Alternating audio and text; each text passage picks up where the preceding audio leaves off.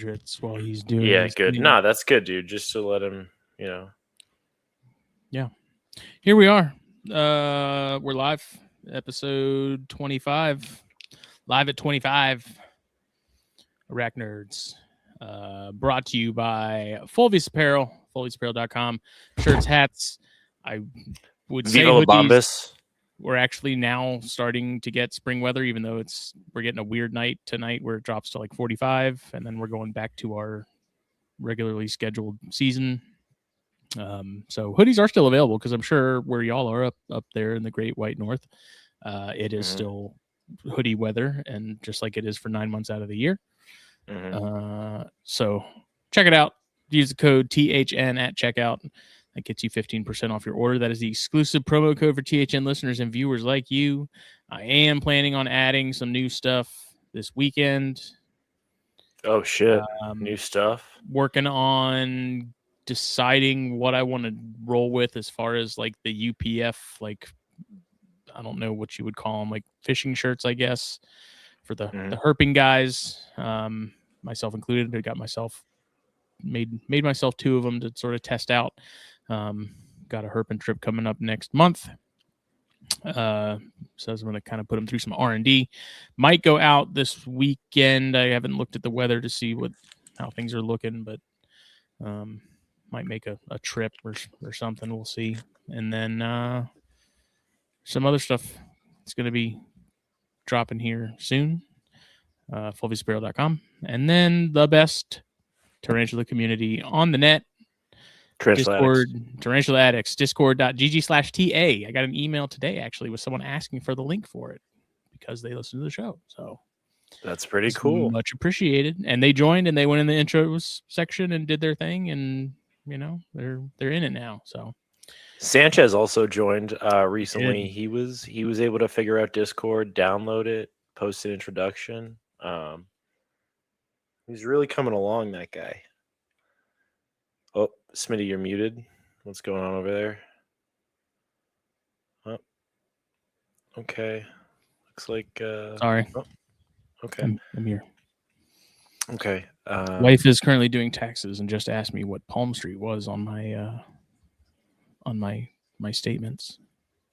Oh, there you go. Yeah, I got to do my taxes, but that's a story for another day, Smitty. She's like, "Are you selling stuff on there?" I was like, "No, not yet."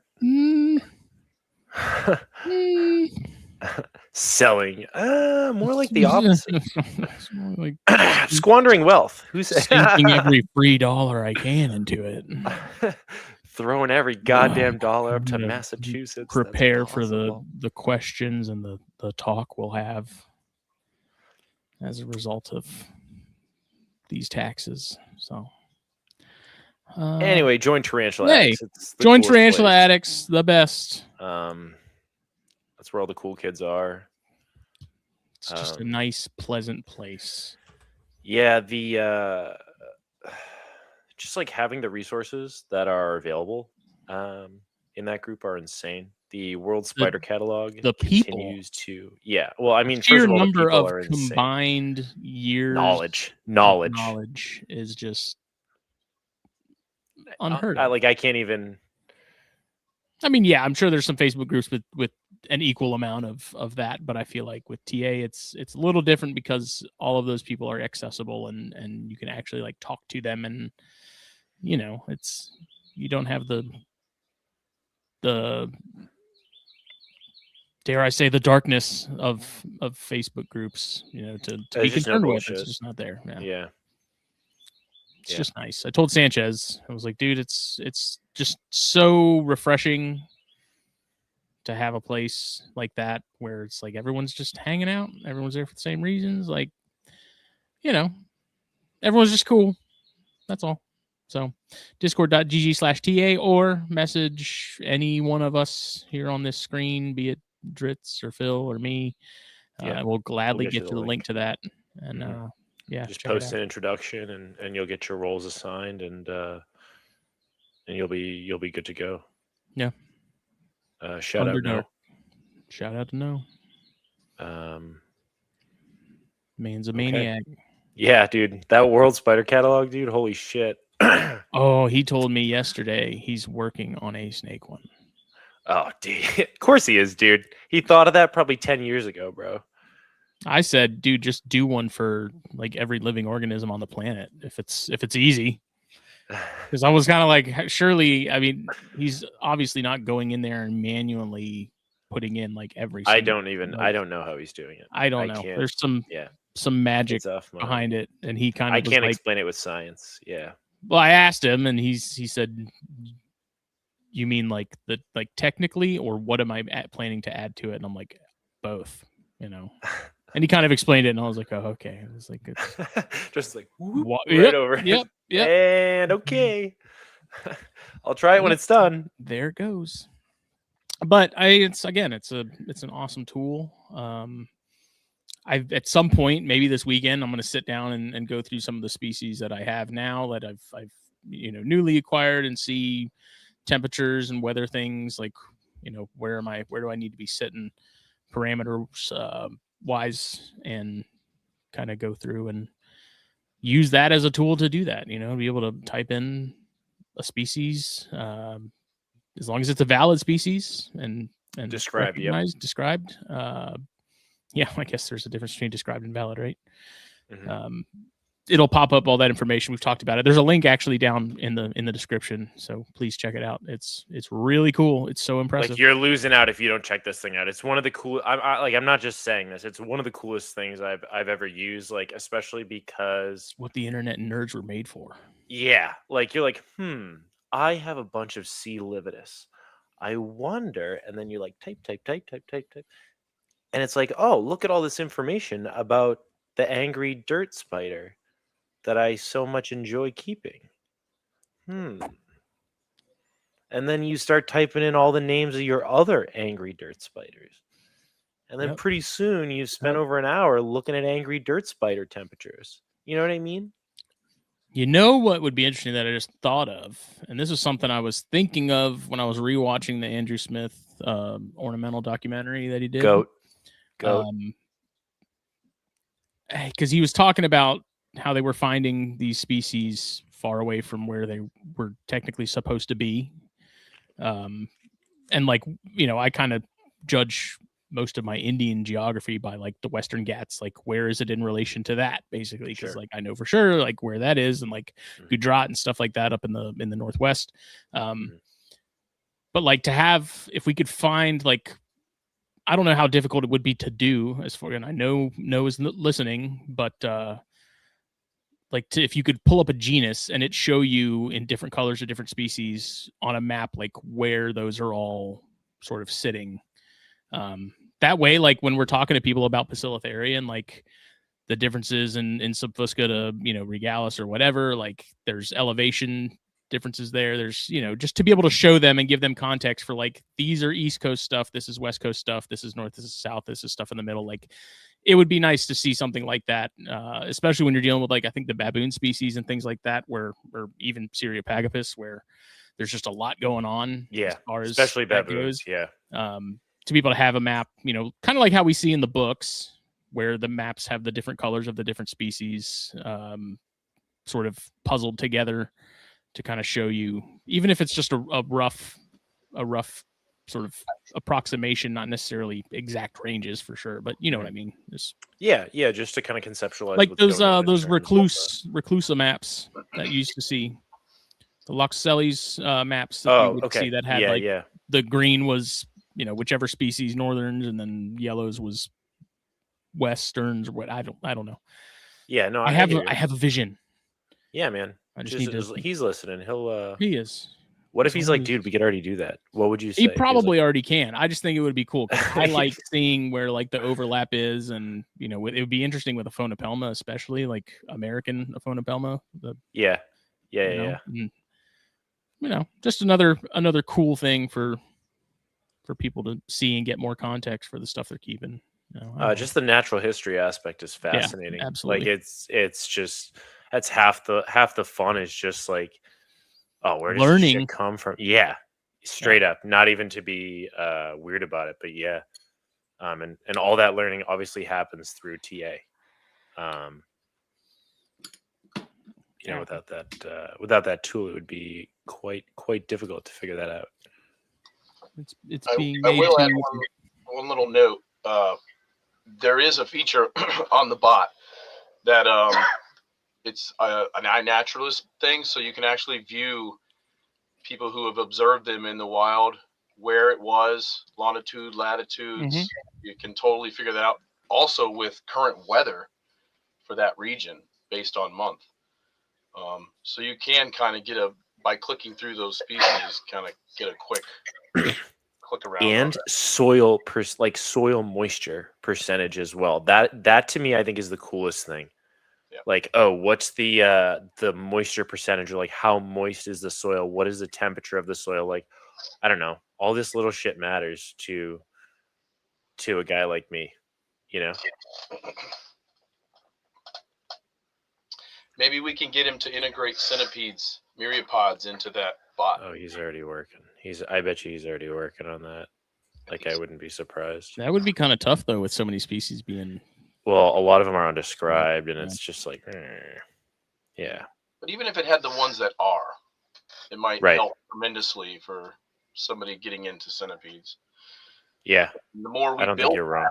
the better it will become, like spiders. Because when I first started spiders, everything was species this, and there was probably only like a core 25 species that really anybody knew shit about. And when we get into our talks later, I actually pulled some of my books out of the library over here, and we can look at some of the books from 25 years ago, and we can look at some of the books that have been made more recently, and you can see what we knew about species and how they've changed from genera to species lists. It's just incredible what happened. And you can see by looking at all the books that in the last 10 years, it's just full throttle compared to what it was.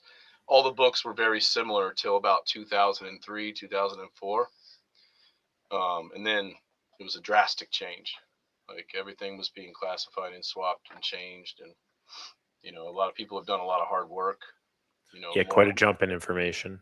Absolutely. You know, and then they threw Star Wars species in there, and books yeah, exactly.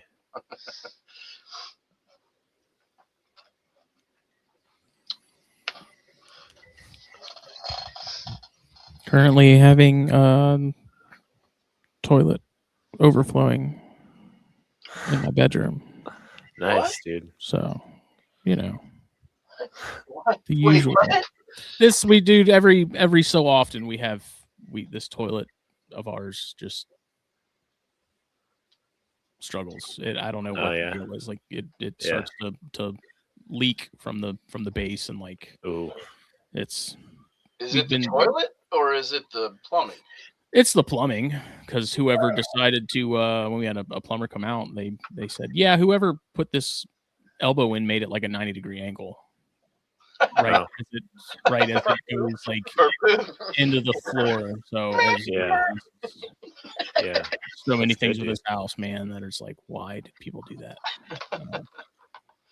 I'm not a builder, but I'd imagine that I probably could have done a better job as far as the planning goes. Yeah. So no, the wax ring's new because I replaced that last time we did this. It's we don't know what it is. It's like someone comes out and they have their little camera and things like that, and they're like, yeah, there's nothing really blocking it, but I don't know. But regardless, we're going to talk about some dwarf spiders. Nice. Exciting. I like dwarfs. Exhilarating. I've the last couple weeks, I've expanded upon those a little bit. Got some Seriocosmus leetzi, which I've not kept that genus before. That's a first for me. So I've got 2 of those. They're rocking and rolling. I got some Cochiana brunipes, and then I got some more Cochiana brunipes. Those are really cool. Those, I think we had mentioned last time, those had kind of been on my radar for a while.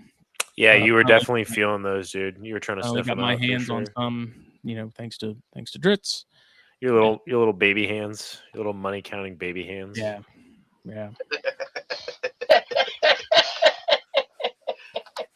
need food. All those came in along with another classy this week. Wait, you got another classy? No way, dude. I Dude. never would have guessed that. I know. Do you know if it's a boy or a girl? So wait, you bought one for me, and then you No, bought I got the one from you. Oh, okay. I was like, then you bought another one? No. I I have the Like, female wow. that I've had, and then I have this one, and then I got that Sumatran tiger that I stole from Phil. Yep. And, you know, it's Well, if it makes you feel any better, I got more Sumatran tigers coming next week. So there you go, Phil. got more. I think I got. I felt bad because I just totally snatched it out from under him. Well, dude, I mean, I was like, realistically, I can only bid on it 4 or 5 times, right? And I don't think Justin was gonna stop bidding. I don't think the number really mattered. So It did. I just saw that you were winning, and I was like, "Fuck that!" Like, like, yeah, I'm just gonna take this. oh, It's a nifty Phil, you like spider, though. that one? That's cool. I'm taking it. Me too. But everything came in, and I don't know. I like the dwarf stuff, man. I don't know It's what really it sprinkling exactly your donuts. is about dwarf stuff that I like. Maybe it's just the fact that it doesn't take up as much space. You kind of, it's like collecting miniatures. Yeah, Yeah. it I don't know. really tickles your fancy. I just enjoy it. But Yeah. It does Yeah. make a big difference when it comes down to if your collection space that you're able to house your collection in is limited, mhm. it definitely gives you a much greater advantage of diversity to your collection by delving into the dwarf community of spiders, because it's very big. A lot of people don't realize how many dwarfs there are because, every now and then I'll get somebody at the show and be like, hey, how are you? Like, is there anything you're looking for today? I'm dwarf spiders. And I'm like, do you have any? I'm like, well, yeah, I mean, shit, where do I start? New world, old world? Like, Right. true spiders? What are we talking about? So it's very, very diverse across the world. Like, it's not just like this one space. Like North America, Mexico, South America, Africa, Asia, dwarfs dominate every continent that doesn't freeze over year round. Mhm. Yeah. So if you're into dwarfs, there's an unlimited supply of new stuff. You will not get bored or run out of dwarfs to collect in your lifetime. There's that many. Yeah. So, Phil, did you have any updates on your end? Dude. And then while you do that, I got to go take off this cap from this access. Justin's got to go be a real quick. plumber. gotta make sure you wash your hands before you fire up that cigar, okay? Yeah. Yeah. Brush your teeth after you finish with the toilet. Oh, okay. God damn. What the fuck? Okay, so yeah, I got a lot of stuff. Mike, this guy named Mike from Tarantula Addicts, and we bought a lot of centipedes from Frank Soma. Michael. So I got hopefully he's watching. Probably like 6 to 8 Dehani, a mix of orange leg and yellow leg, and I was finally able to get some yellow leg males, as well as a good number of orange leg females. I was able to pair 1 or 2 of those females.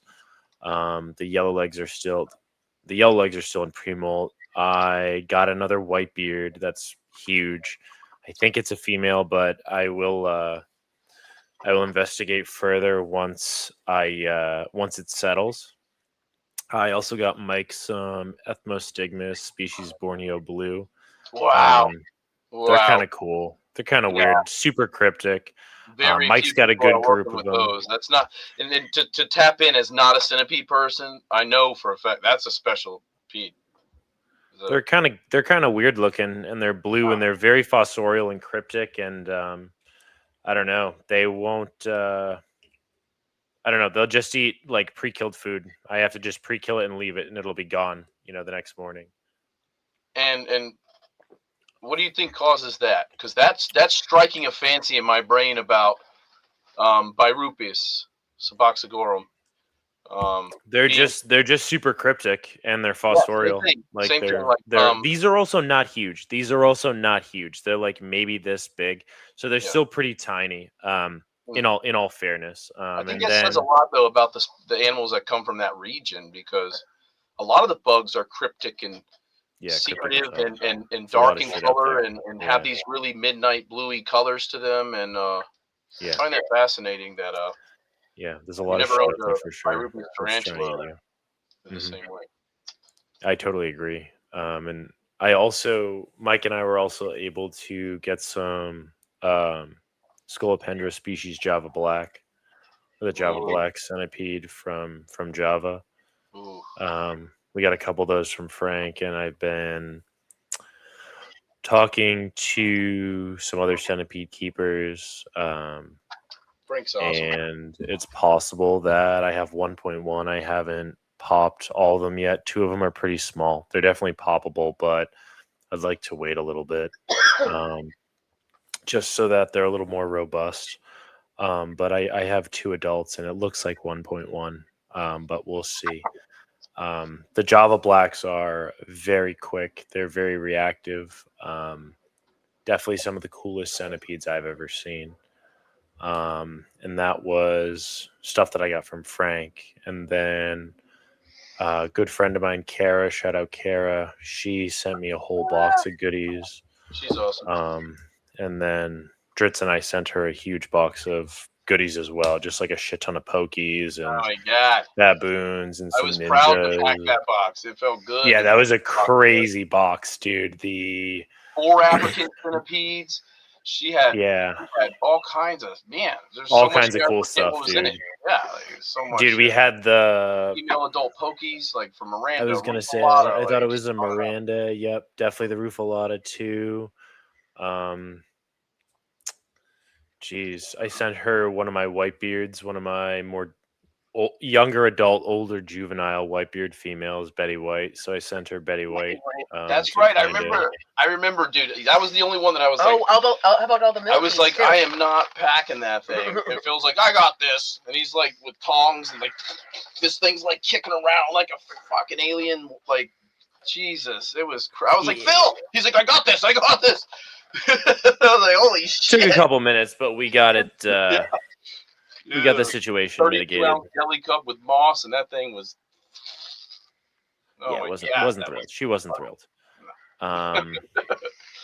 But she sent me a couple Dehanis, which was cool.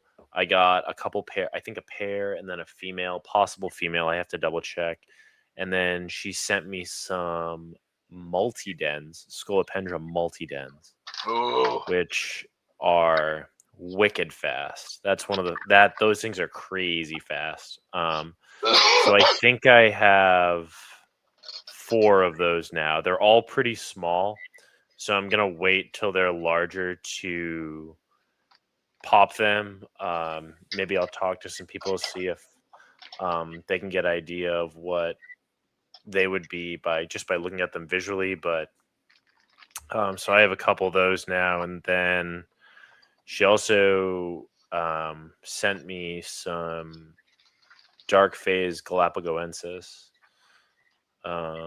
So that will be really fun to work with. That'll be my first South American giant. And they're pretty cool looking, and definitely very active. So very excited to kind of work with those and watch them grow. And then she sent me some spiders too, man. I got some sea hog eye. What's the genus for the sea hog eye? It's like it's a big ass word, dude. Well, I don't want to destroy it. So yeah, that's what I'm saying. She sent me 1 or 2 of those. She sent me some Discalus. I think a PMET sling. Just like some sick spiders. Some Achaia. Ooh, the Achaia, dude. I got more Achaia too. Some Muticus, dude. The Muticus army grows over here, man. We're gonna have king baboons out up the yang, dude. Okay, you ready for this? So cool. Yeah. Cormio Nemes Hogeye. Cormio Nemes Hogeye. Okay, yeah. Those things are so cool looking, dude. Yeah, well, if Smitty comes back, he could have pulled it up to show. And that's one thing I was going to try to utilize today was try to get Smitty to be able to use that bot because he has the ability to show us, because it's amazing. He does, and it is amazing. What I will say is that Justin will hopefully be able to mitigate this within a reasonable amount of time. I am confident, I'm semi-confident in his plumbing skills. I'm not sure if you are, but he's obviously an athlete. So, we're going to have to just kind of be faithful that he figures it out in South Carolina. And then I guess I don't know. I don't think I have any more updates.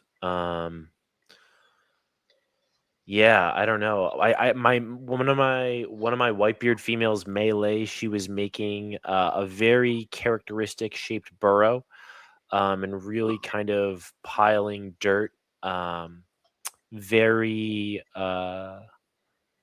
purposefully to really seal herself off. So that's an interesting behavior that I witnessed when Prison Michelle ate those eggs after she laid them. So I was thinking and dreaming this whole time that those 4 eggs we spoke about.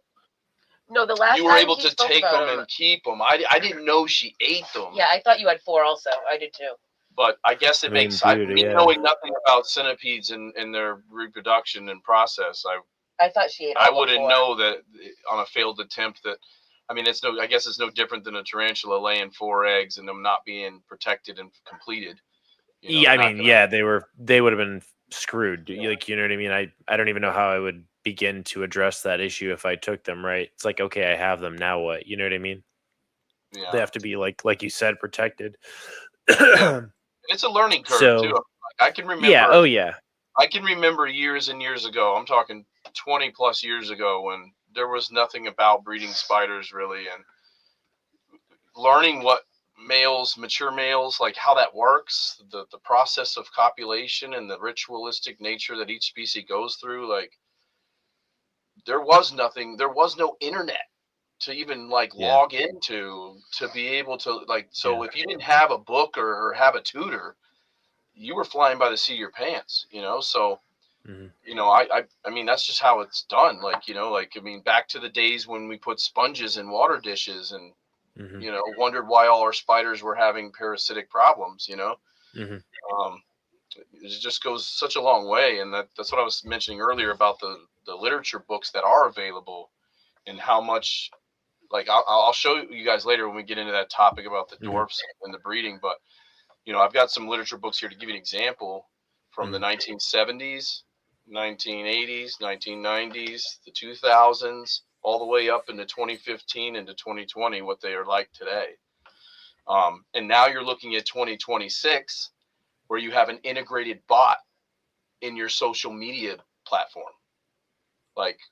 Let's be realistic, man. If I would have had this tool when I was 14 years old, breeding spiders in my mom's basement or something, it would have been banana land. Yeah. Game changer to be able to pull up the weather and know that without having to get some book on world weather or having the guide, which is one of my favorite books ever, is the World Weather Guide.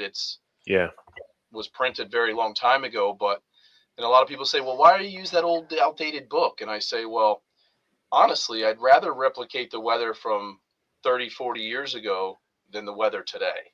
Right. Because it's changed so much in the last 10 or 15 years compared to what they were observing in the wild when that book was written. Yeah. And I want to try to get as close to the untainted world of spiders before man, so too bad there's not a weather book about what it was like 15,000 years ago. Yeah.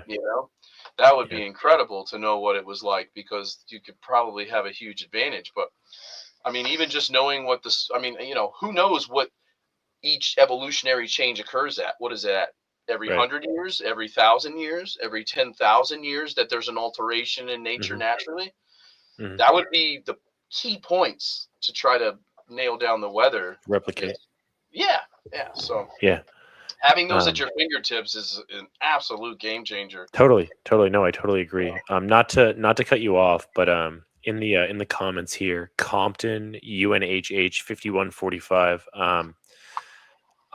Phil, you want to pop my multi-dens Pete if I bring it to an expo?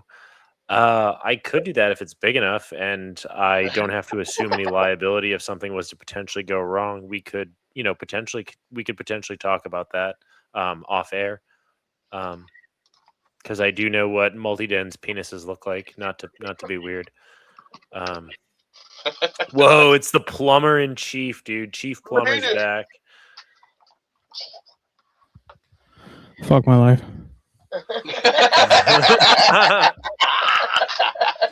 Yay. Oh, God. Fuck my life, he said. So it didn't go well. You we're assuming. came back without any poo fragments in your beard, so You don't know that. You don't know that. No, I guess not. Just shaking his head. Oh boy. Yeah, poor guy. So, Dritz, we had a viewer reach out to me and ask about Ornithoctone species Han sedge, and if that's a dwarf tarantula. Is that a dwarf? Because his Mason, shout out Mason, Serratus ectotherms, he asked about them because they seem pretty small. It's and what does he mean by in context of small? What is that? Because what small to me is different than what small might mean to him. Okay. What makes him feel that it's small? Is there a shit? I don't know. He just asked me to ask you about that. I mean, I will say that it's not comparative to something along the lines of Nendep, which are frickin' the size of your hand. Oh, I lied. He wants you to talk about Asian dwarf species. Oh, and okay. Yeah, sorry. He also mentioned that, and he was curious as to if that is a dwarf species. I mean, it's the smaller of the Theraphosid world, but what dictates a true dwarf is that sexually mature, they don't get over 3 inches. 3 inches is the standard? I mean, that's the what threshold. maybe there's nothing written on the factual, like this is it. But from my experience and keeping them for many, many years, you know a dwarf when you know a dwarf when you see, because some spiders don't even become sexually mature until they're 3 or 4 inches big. Dwarfs will become sexually mature at about half of 3 inches, which means that a sexually mature female Seriocosmus leetzi could actually start pairing and producing young at about 1.25 inches, 1.5 inches. But that's insane. She will max out at about 2 inches, 2.5 inches. So there's a spectrum inside of the dwarf world too. One of those bigger dwarfs being like off the top of my head, Diamond tenensis. I've got a Diamond tenensis female right now. That's a true dwarf. Dolichothele, the entire genus are dwarfs by rights. But just as an example, using a spider that everybody can relate to, which I call DD, Dolichothele Diamond tenensis, is an example of how it's a true dwarf, but yet you can get a 3.5-inch female. I have one. That's big for a dwarf. But if you compare it to my biggest Seriocosmus dwarf, some of those girls barely are 2 inches. Some are 2.5. But the biggest Seriocosmus female I own is 2.5, maybe bigger if we really want to put it on there, but nowhere near a whole inch bigger at 3.5. So Veronica dwarf being one of the Asian dwarfs that he just mentioned in that family. Mm-hmm. Didn't you just get some from Frank? Shout out Frank. Me? Did I get some? Yeah. No, actually, Frank hooked me up with some more breeder stock of Dorier, which is... Oh, those aren't the Veronica dwarf? No, Dorier is a whole nother genus. Okay. Whole nother genus. Which is, it's tough to get confused in that world, but Veronica is a true dwarf. Ceropagopus is huge. I mean, think of a cobalt Mhm. blue. You know, Mhm. think of. I mean, just look at Bakma. I don't know if you guys ever seen an adult female or an adult male Bakma, but those things are hand-sized forest floor. Mhm. Mhm. You know, that's a big ass mean spider. You know, I don't. And then depth is, them things get big. You know, Veritas, those guys get I get a big. couple of those. Yeah, actually, Corey, shout out to Corey. He just got 2 of them in for me. So he's like keeping one, but he's like, you can have the shy one. I'm like, okay, I'll take the one that's in. Yeah. Well, he got a fan. He ordered it with, you know, we order stuff for each other and like collaborate together. But he was like, let me get one of those fan Ks. They're like 3.5 inch, 4-inch fan Ks unsexed for a really good deal. And what do you know? The one he picked, he ordered it, came in, bro, female, 4-inch female for like a fraction of what they go for. It was like really cool to collaborate on that aspect of it. But so anyway, Yeah. I didn't get any Veronicas because I have some. I have a mature female, and she is nowhere near 3 inches, and I've had her for years, already mature. So Wow. I do know some people that have some that are at 3 or a little bigger. So I mean, even in the same species, you can have some variation, you know. And I know you know what I mean, Phil, because you've been over here quite a lot while we're breeding, where you can have a male that's this big, and you can have a male that's as big as the female, and there's a reason for that. You know, I mean, there's no proof, there's no scientific papers on why this occurs, but I have my own theories just from breeding and hands-on with all these different species of what makes a dwarf. Why, in a world where you've evolved to be in a perfect place in nature and not have to change for millions of years, you're just perfect in every way. What in an environment where there's specimens 3 times your size, why as a species evolve down that path of becoming a dwarf?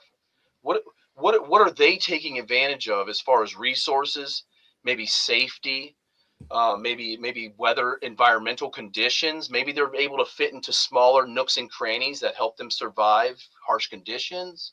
What actually makes a spider evolve to be smaller, knowing that they could just follow the trail and be big?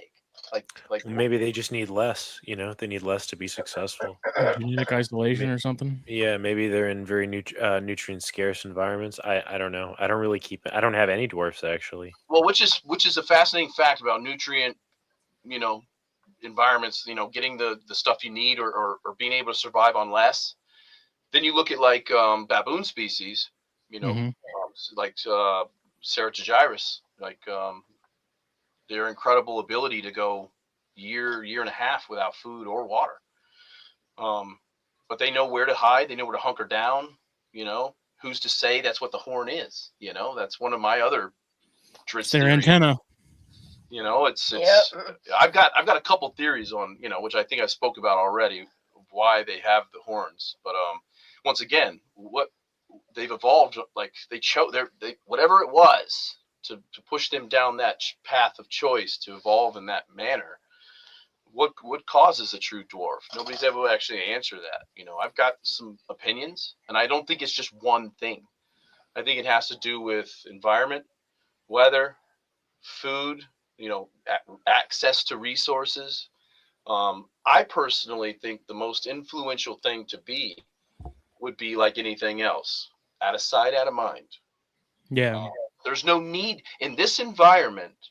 There's no need to be bigger because there's enough places being a small spider where I can accomplish my same evolutionary goal is reproduction and moving forward. There's no need to spend extra resources and DNA evolution in order to be a bigger spider because there's already bigger spiders and those ones are big probably for predators, probably for hunting different types of food. But I will say that dwarf spiders have a different diet than a big spider. You know, like they're all gonna tailor to what it is that they eat. And in the wild, that's very important. And to speak on the diet part about a little bit, like I don't know if you guys, you know, Andrew and MT. He's in New Mexico, amazing, Shout out Andy. wonderful friend. I actually have his box here. I got home late tonight, And that was one of the things I thought would be kind of cool is like, I wanted to kind of touch in on, like, we've had some issues with shipping and stuff. I think it'd be neat to have a small chunk in here talking about that. But anyway, Andrew introduced me to a guy, and he's in ArachNerds as well. Very talented breeder. He specializes in Asian species. I got a lot of knowledge from him. He helped me, along with Andrew, on our path to successfully produce Saba Red in the United States for the first time, and understanding that and stuff. And he has been doing shit tons of research on burrow ventilation. He actually made this entire contraption, bro, that has sensors and can tell the airflow and oxygen levels at the fucking burrow level, and like has created a special ventilation system that makes it like you would encounter in the wild. Yeah. But also looking into diet and actually realizing that like spiders evolved to hunt certain prey. Dwarves are small because they can eat tiny springtails and soil mites, and it goes on and on and on. And that's one thing I want to talk about tonight too, getting into this whole dwarf topic is what do you feed a dwarf? What do you what is the actual trick to produce slings that are smaller than you can see without help? Like, there's no way you can produce dwarves and not use glasses or a flashlight or some kind of magnification, because they're so small.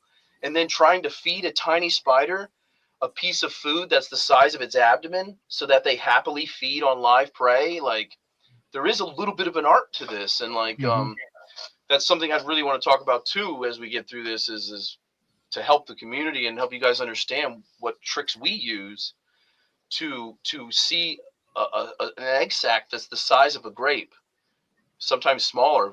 A blueberry is more conservatively a small blueberry. Grape's pretty big. That's insane. You know, I'm not talking about those cotton candy grapes that are the size of a softball. You know, like I mean, but like think of a wild blueberry. They're a little bit bigger than a green pea. You know, and that's how big some of these dwarf sacs are. And the slings that come out of them look like true spiders. They look like little black widow babies. And then like being able to know the best way to give them the best chance in captivity. Yeah. Because they've evolved to be like that for a reason. And like my firm belief in my theory is that there's no reason why they couldn't grow and be a big ass spider like all the rest. They've tailored themselves to be small, I think, to be able to, out of sight, out of mind, to be able to take advantage of resources in that area that no other bugs really are, which would be down in the ground in the cold, or the not cold, but like the like springtails, stuff that the average tarantula sling would just walk over. You know what I mean? And if there's already a battle for food out of all these other bugs, why not focus on a bug that not many other bugs are eating?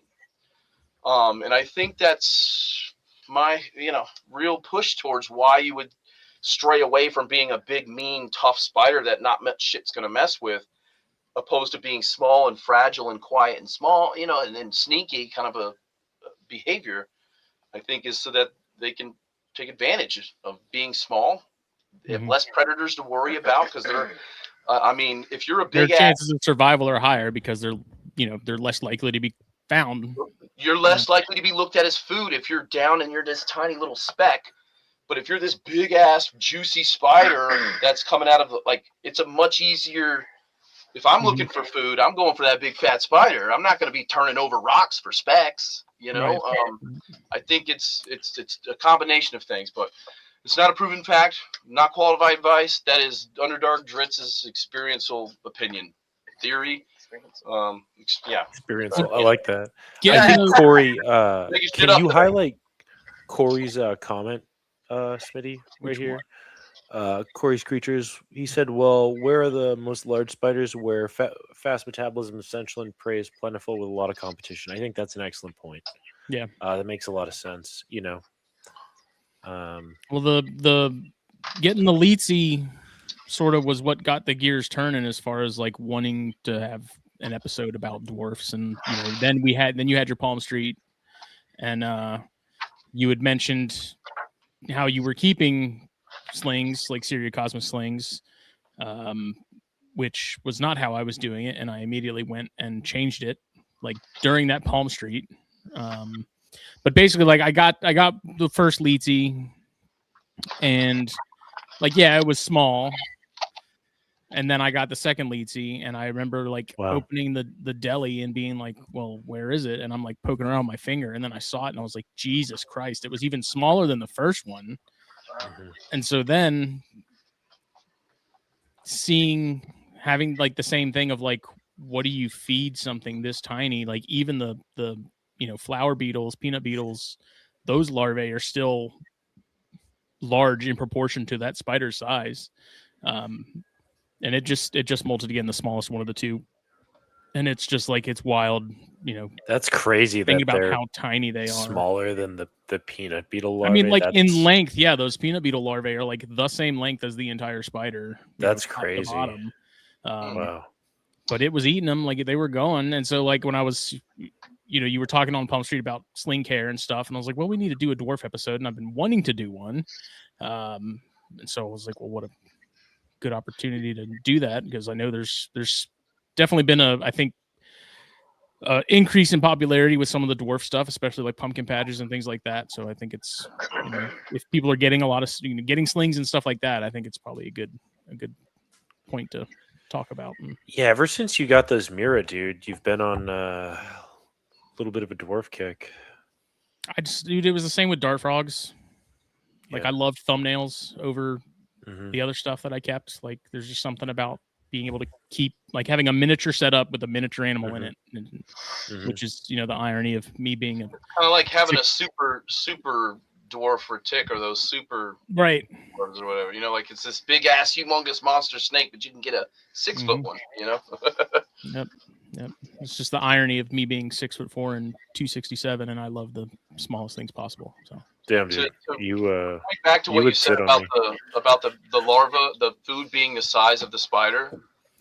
One of the behaviors I've noticed, like we've all seen, if you've kept enough spiders, let's say, we've all seen spiders that have aggressive, very determined feeding habits, where they'll grab their prey and lay on their back and just, but like they're still only attacking prey typically the size of their abdomen, maybe a little larger, like a dubia or, hisser or something of that nature. But when you think about it, slings as a whole, dwarves aside, are able and are a lot more willing to jump on the back of a roach and ride it around for a second, opposed to a huge tarantula jumping on the back of a rat and riding it around or something, so you got to think risk to reward is greater.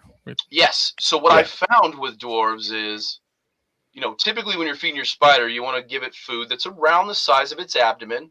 They can take food up to the size of the abdomen and the carapace, not DLS, but body length. So abdomen and head, you can feed a tarantula a bug that's that size, even though it looks big. Like you could give a spider that's the body length of a dubia, a full-grown dubia, and it'll take it down, it'll tackle it, it'll flip over, it'll hold it, because that's how they gauge their prey.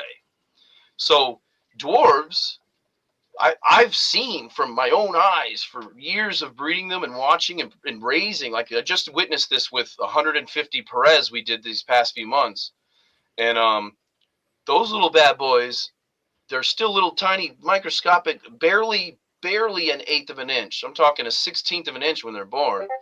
And now they're at a quarter inch of a size. And like he said, with the peanut beetles, the larva and the whatever you're given, no matter how small this sling is, it's able to take down prey. It's diagonal leg span size.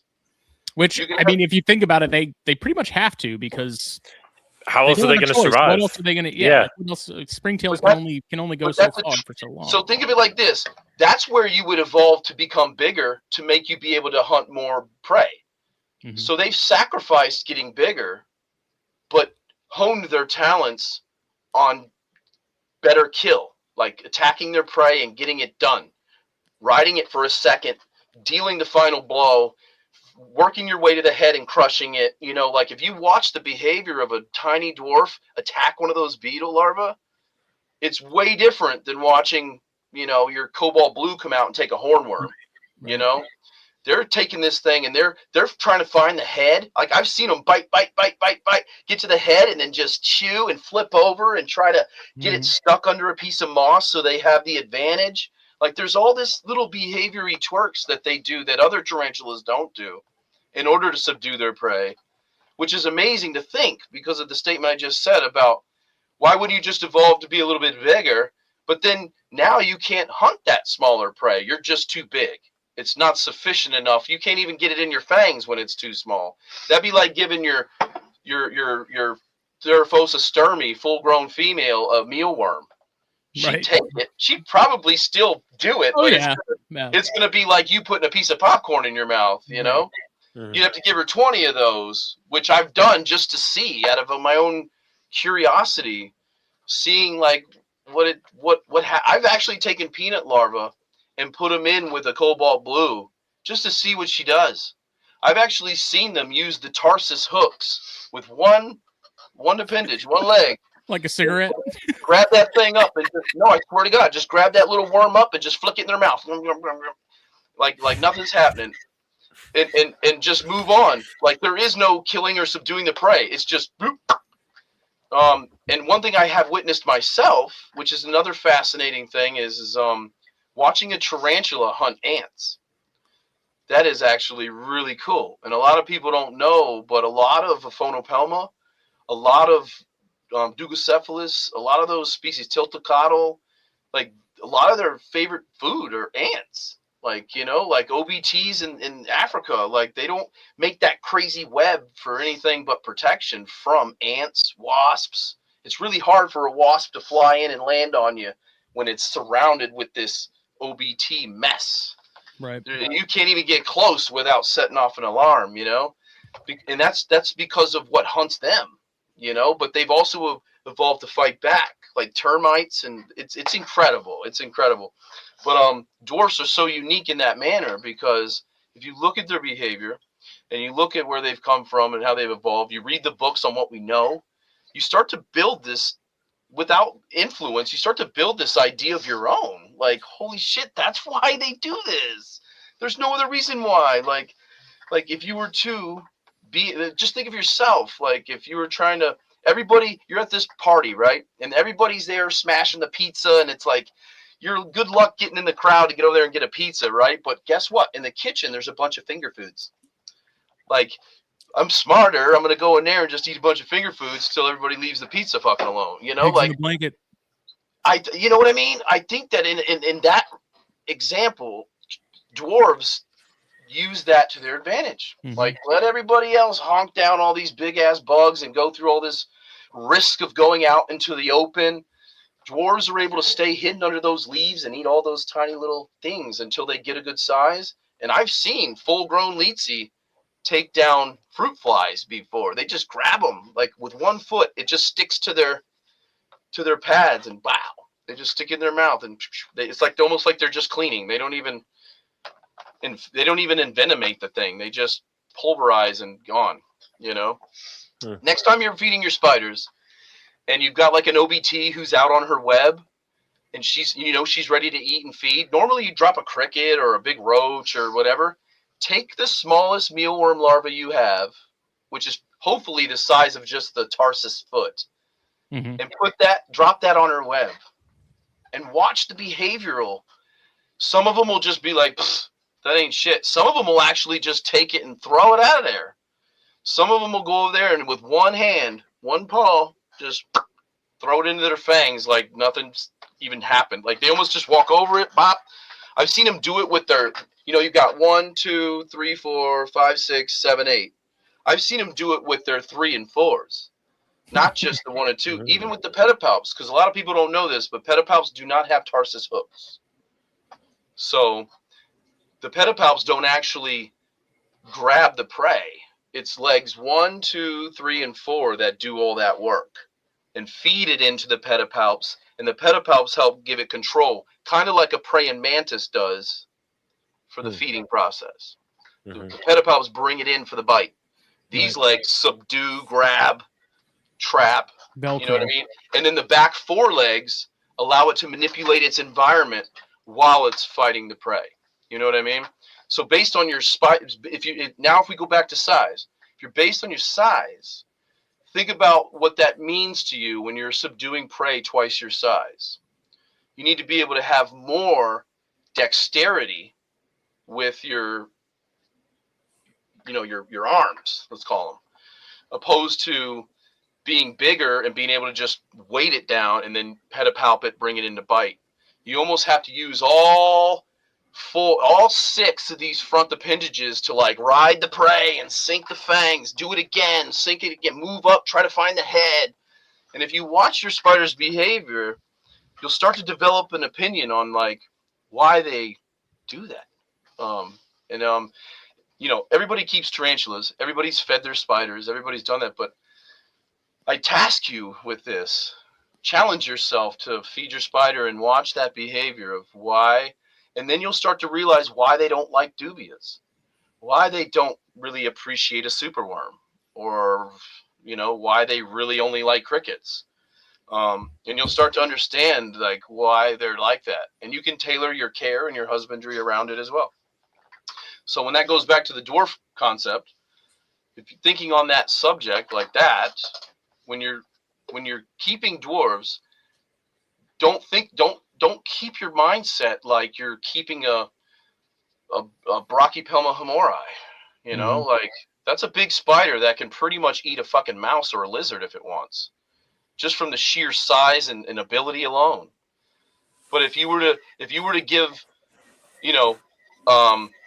if you were to give a dwarf spider that kind of like, it's just impossible for a Brunipus that's 2.5 inches to take down a prey that large. Yeah. I mean, hell, even a full-grown dubia is outrageous, but they'll try. I've seen them try because they're that willing to. And I think they've evolved that skill set to be able to know where the kill points are. They're a little bit better at that, opposed to just biting it wherever and just, folding it in half like the Therafosa do.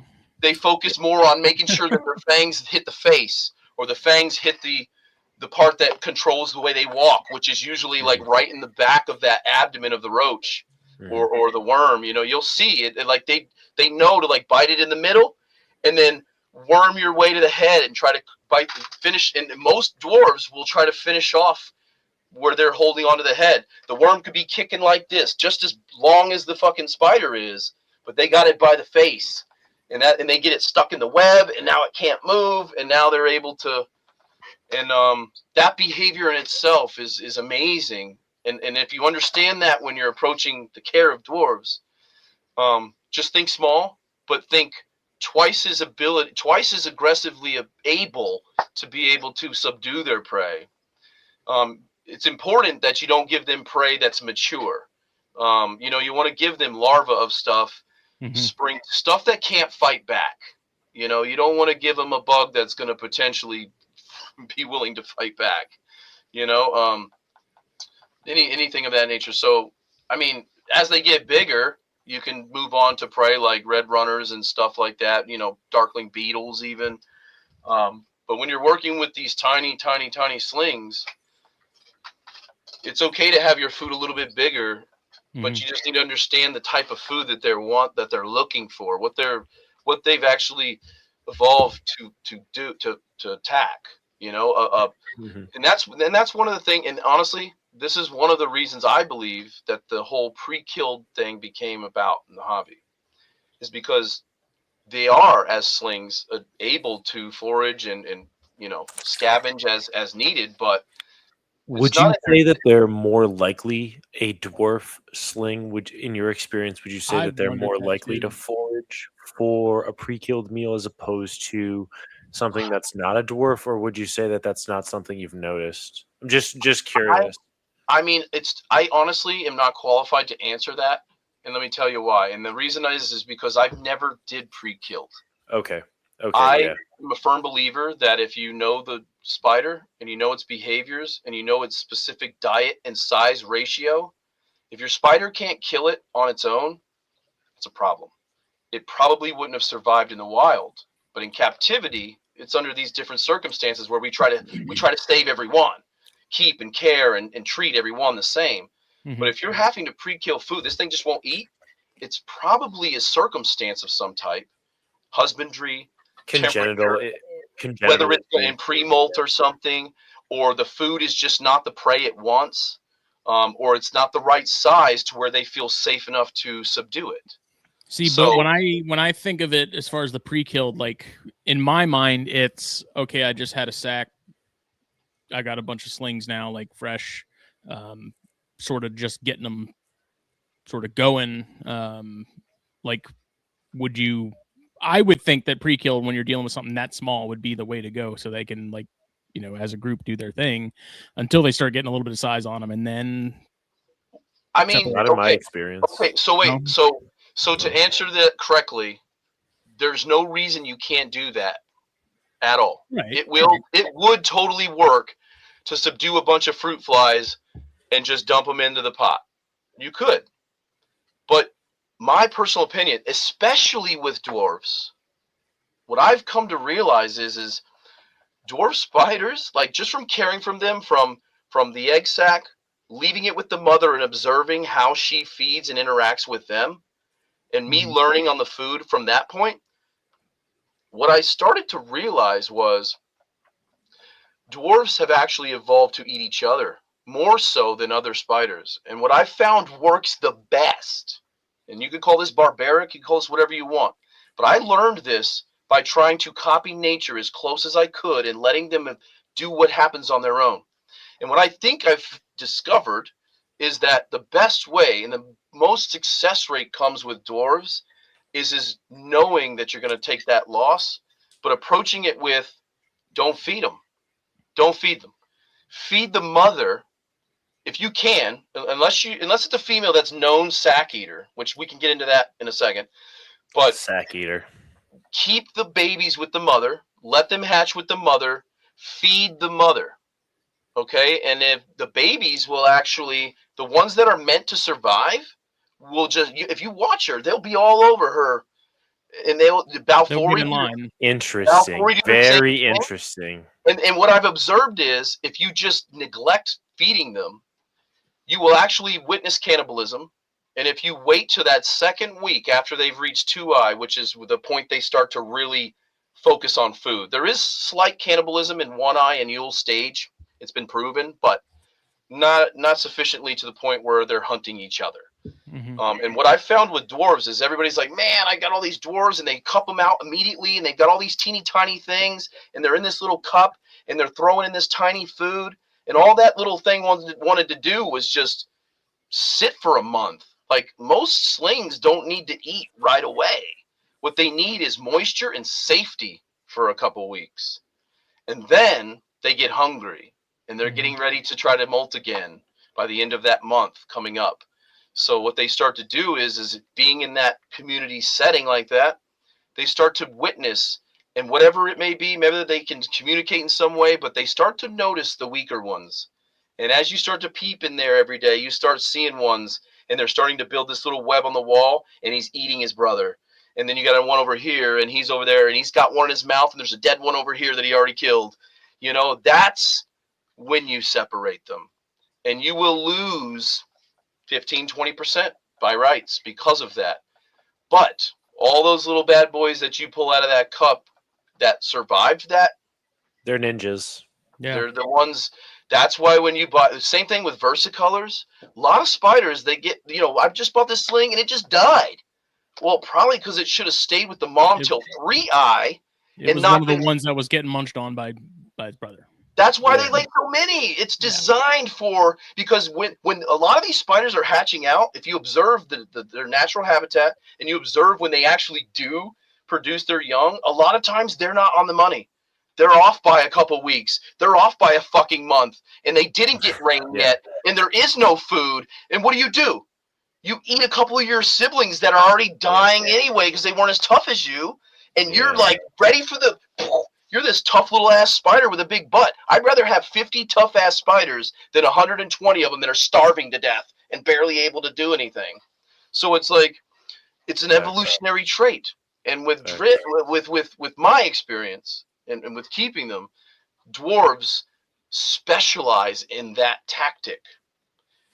They're very cannibalistic when they're young. So you could separate out 60 Perez or 60 Leedsy, but if you'd have left them together until I'm talking about like 3i, and you start to see the little branching, the little homies hanging out, eating his buddy when you go to check. As soon as you start to see 2 or 3 of those guys really taking advantage of people, then if you were to count those, you probably got like 42 or 35. But all of those ones in there are going to be tough. You're not going to separate out 60 and lose 40 of them. Or all of them happens to most people. They do that, and then they're like, man, I got like 5 left. They all just died. Because that you literally threw them into a vortex of the unknown. Like they haven't even evolved to be separated in nature like that. That's a death sentence because they rely on each other to make it to that next stage. Mm-hmm. Maybe that's another reason why they've evolved to be dwarves, is so that they can do that process. Imagine these big ass 1-inch, 2-inch spiders that are like on a tree, and the resources are tough because spring rains are late this year, and you got a whole month. Like, wouldn't it be better to have evolved to be little, down in the damp, moist ground, where you can eat all the little bugs that are there year round? And then as spring does finally come, because it's always late in this region or something, or it's extra cool this year, you're not just fucked. You're actually coming out of your burrow ready to go.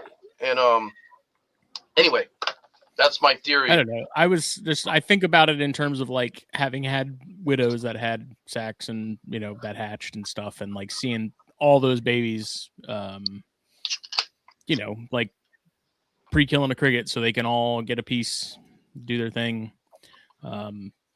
Yeah, and then separate after they've all had a little bit of size to them and stuff. But if you go on my YouTube, right, real quick, maybe you can pull it up now. I've got a short of Balfouri mother mowing a roach, and all her Balfouri babies are on there. And that was me experimenting with no food. I didn't feed a single Balfouri baby or throw anything small. I threw a red runner or a big roach for mama, and she turned it into a pulp. And just, you can observe, even after the roach was gone in that short, you can see the babies just going in and out of her Talitra and just checking all of that sete and everything that's going, and they're just eating it, staying close to her, high moisture, high nutrition area. And maybe, who knows, maybe that helps her in a way by keeping parasitic stuff and bacteria away from her during an extra time where there's moisture and dampness. And, maybe there's a reason for that. But once again, it goes back to why they would evolve to be small, or why they would evolve to be communal tolerant. mm-hmm. You know what I mean? Because at the end of the day, there is no such thing as a communal spider, by the way. They are cannibalistic by rights, by nature, but they will be communal tolerable, sibling, close quarter tolerable until they reach that sexual maturity. Now they got to branch off and do their thing, because their young could be food for that community. So that's usually when you start to see communal species start to not be communal anymore. But yeah, it's a really cool little clip. It's a small one that actually explains and shows that. And you can kind of see what that Balfouri is doing. But anyway, that's my spiel on my theory of why dwarfs are why they're dwarfs, and why it would be to your advantage to do such, opposed to just being a big ass badass spider like all your relatives in that same jungle, because they already took care of that. Now you got competition. Why not hunt the food they give no shits about? Now you've got your own little honeypot of your own, being a dwarf, which in a place where there's very high risk of death fighting over resources, why not evolve to focus more on the resources that nobody knows about? Those little teeny tiny specks that we can't see, What are you doing over there, Justin? Are you trying to pull this up? Yeah, I'm pulling it up. I found it. You look like you're thinking. Yeah, I was hoping you could find the clip really quick. Oh yeah, look at this. If you watch closely, look at her mouth. She's got a roach in her mouth. See the baby's coming to her? And then if you look at her mouth closely, there's like 30 of them all over her mouth, all over that roach. Wow. Like she's just trying to enjoy it. If I would have did like the community says to do and pulled her sack and then put that sack in an incubator and try to feed them all together, sure, you're going to have success. I mean, like, it could be done, but like it just goes against what nature dictates. Like, you know, hammock sack laying spiders lay hammocks for a reason. And that's so that because of the harsh environment and the way that the storms happen at that time of year, this ball doesn't float off if she had to fight for her life in the weather or predators. It's sewn to the wall, it's safe, and there's actually a method for them to get out of there on their own, opposed to some spiders who can't get out of the egg sac. The mother, I don't know if you guys ever seen a tarantula open the sac for their young. But that's another reason why I personally do not take the sac and rip it open and pour them out, because there's not a single tarantula in the wild that does that and has success. So why would you go against what they evolved to do? Like, let's just copy that. So when you take the sac from her, do what she would do when it's the time, is tear a tiny hole. Just one to be able to see that guy and know that he can get out. And then you just rip it a little bit more. Now two could get out. And that's where you just boop, set the sac back in there, because that's what she would do. And then as they start to emerge, and she's starting to see them all come out and around, I've actually witnessed the female tarantulas vibrate. I've seen them stridulate. I've also seen them tap like they're in the breeding process. Maybe they're talking to the young. I personally think she's just like, here I am, stay close to me. And if you watch those different species, and the mothers that do that during that time periods, you'll start to learn. Nobody taught me this. Like, this was me sitting there being like, holy shit, why do I keep killing all these dwarfs? Like, why the fuck can I can have all success rate on a cobalt blue, but like, how come I only end up with 20 fucking leases? Like, what is the deal? I'm doing everything the same, like following the weather. But then it's like, then you learn the techniques about separation, why you keep them with the mother, when you do take them from the mother, and why you would take them from the mother. You got to think of hammock sac laying spiders that sew it to the wall, Psalmopoeus, who tie it to a string. That way they can move around with it, but it's always tied to the wall. And that's because they're way up in the fucking tree. If she was to lose her balance and let go, woo, that thing could fall all the way to the forest floor, possibly. So if you watch Psalmopoeus, they tie this thick ass rope. It looks like an umbilical cord, and they spin the egg sac around to where it becomes this tight noose. And like it'll stay like that, and then you'll just see her drop it, and it goes whoop and falls and hangs, and then she'll come out. You can feed her, she'll do her thing, clean herself, come back in, take back over that sac, move, and it allows her to be able to bring it down away from the elements, but also bring it out, and also be able to and this is another thing Marshall ArachNerds has really, really done a lot of research and work on is these ectothermic animals and their basking temperatures. And like, it's a real thing, man. Like, and the only reason it's true is like, you need to observe spiders in the wild. You need to see, I don't know if you've ever seen a female with her egg sac in the wild. A lot of times when you see it, she's right there. And then when you get close to try to like wrangle it, pew, she's gone. Now you're digging this fucking thing up. But a lot of times, like I've witnessed, you flip over a rock, boom, she's like holding her sac, and she's just in the warmest place. Like, they actually know what they're doing. Like, like it's only appropriate, in my opinion, to deviate from nature and their plan, because the mother has proven inadequate to do so. Mm-hmm. And because we're in captivity and we have the control, we're able to step in and help that process. So as long as she's following her process of nesting, preparing her den, the preparation of the actual nursery, which is usually raising the ceiling of the den, excavating it a little more, wrapping it more watertight so that shit can't sneak through, making it a little bit more airtight by putting special type of webbing. A lot of people don't know this, but tarantulas actually have like 7 or 8 different types of webbing they use. It's not just one type that sprays. They actually can control the density, the viscosity, like how it breathes. Like, they can make their own Tyvek suit. If that makes sense. It breathes, but yet water can't come in. Like, it's fucking incredible. And I learned this part when I opened up a Mira, which is another dwarf. I opened up, they're a hammock sac layer. So being in South Africa, where they're from, they actually sow their sac like Balfouri, like any of Harpactira species, baboons. There's a couple baboons that don't, which would be like Histocrates, Gigas, Mudicus. Huge you know. fan. Those guys don't because they're prolific swimmers.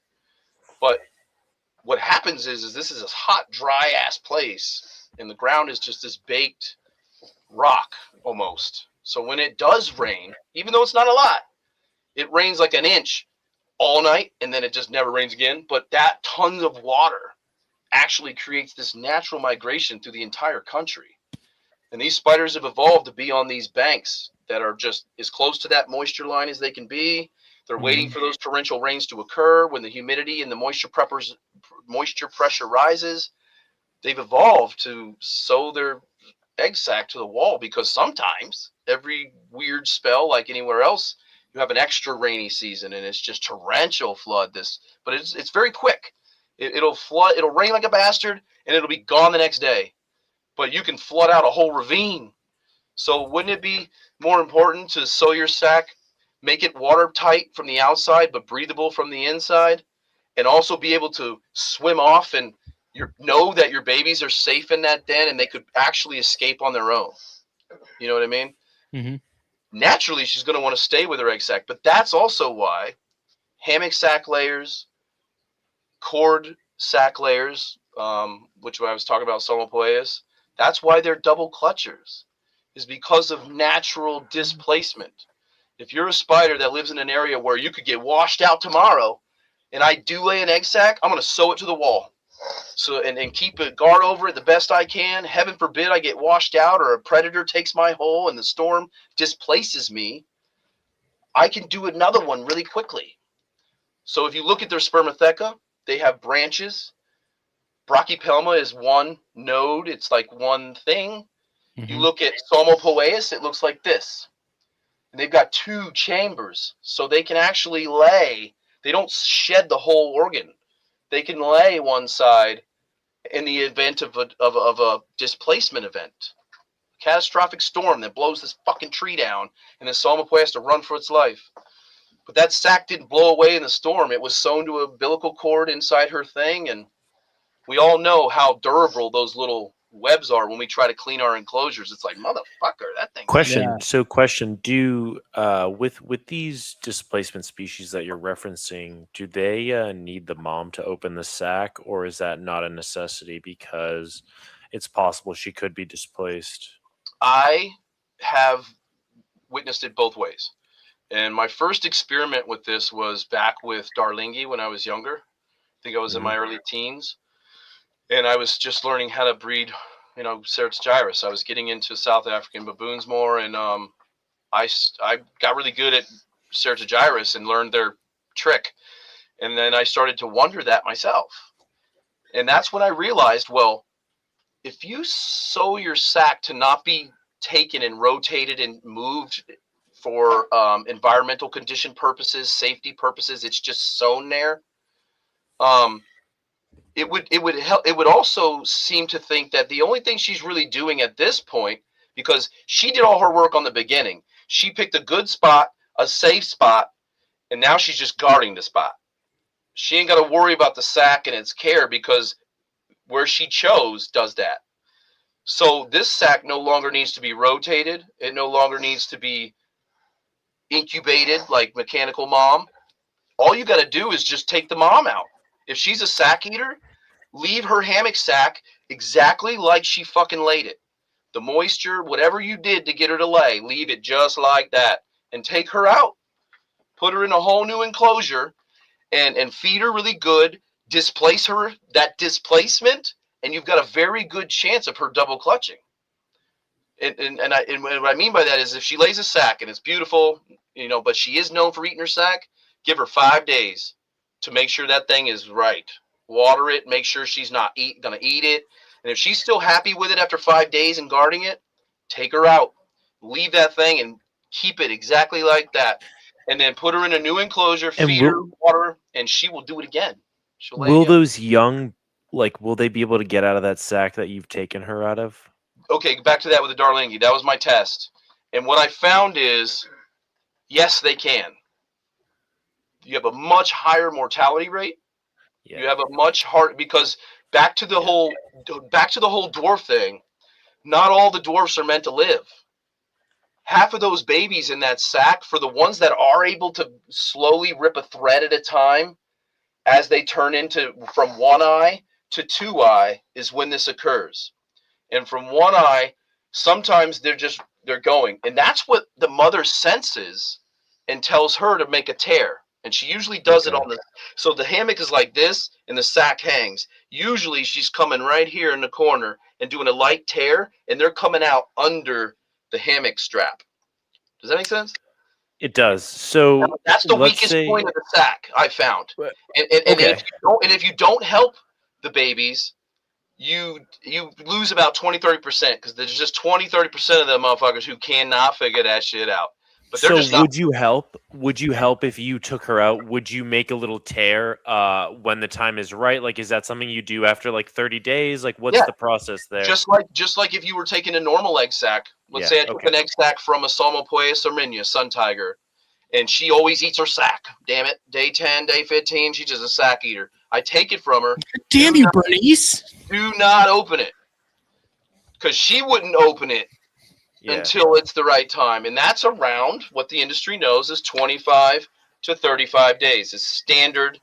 But then you've got species that go into the 90s range. Like, LPs can go 60, 75 days before. That's bananas.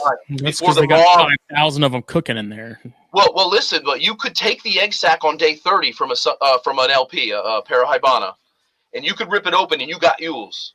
But if you were to leave that sac with her, it's not until they just about to reach 2i that she will actually rip it open. She can feel the difference between an Ul, a 1-eye, and a ready to feed, ready to go spider. And if you pull, and once she rips the sac open on an LP, if you were to pull her out, they just fucking come out of there like sea turtles, bro. Like sea turtles. Every man for himself. Like, but if you leave her Omaha Beach. But listen to this. If you leave her in there after said tear, and you observe that process, they blow out of there, but they stay with mom, and they're all over the outside of the sack, and it's just a fucking ball of them. The minute you move the mom, boom, they explode out of everywhere. So what I found with hammock sack layers is they actually don't want to leave the sack. Instead of it being ripped open by mom and coming out right away, like a Balfouri, Marsala, you name it, hammock sack layers, they will let the babies start the hole, and the mom will know because she can sense that and understands it, the vibration, the communication happening, and then she will assist a little bit, let those guys all come out on their own, do what she's going to do. Sometimes she'll just weave that thing up and eat them while they're in the middle of doing it. So you got to know your spider. You got to know why. What triggers a spider to want to eat her eggs, by the way? When hunger. Or they're bad.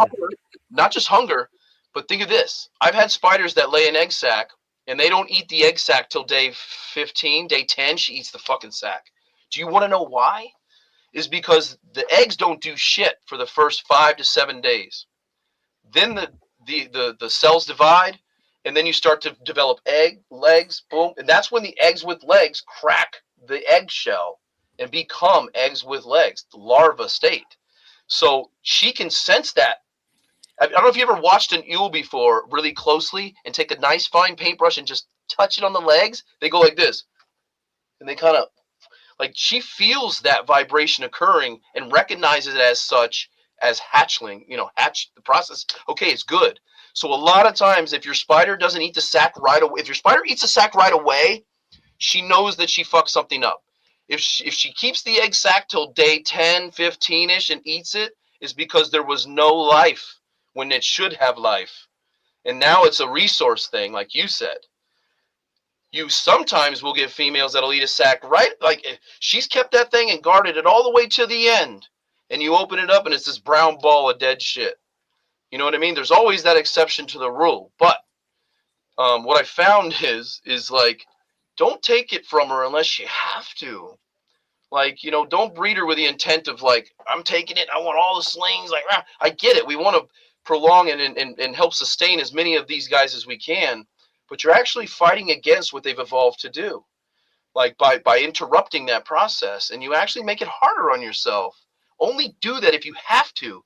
think of it as a doctoral perspective. Like Phil can chime on this. Like I'm not gonna help you fix shit unless I need to. Like you know, I'm not like going to fix your hip unless it's broken.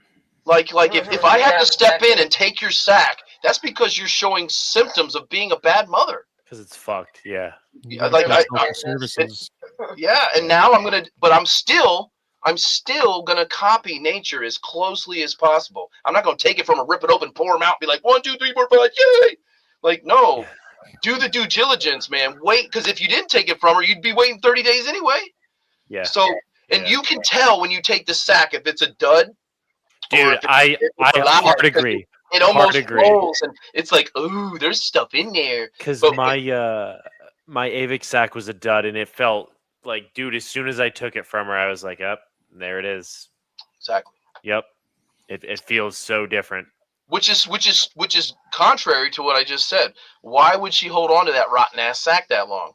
Because she thought it was good. And maybe natural environmental conditions this year, it might just be 30 days behind. We don't even get the weather. Maybe she's just thinking, whoa, I'm going to hold on to this bad boy treat it like it's good until it's not. Maybe it'll turn around. And at the very least, I'll eat it. At the very least, I find out after 30 days, it's like, damn, this thing's starting to stink.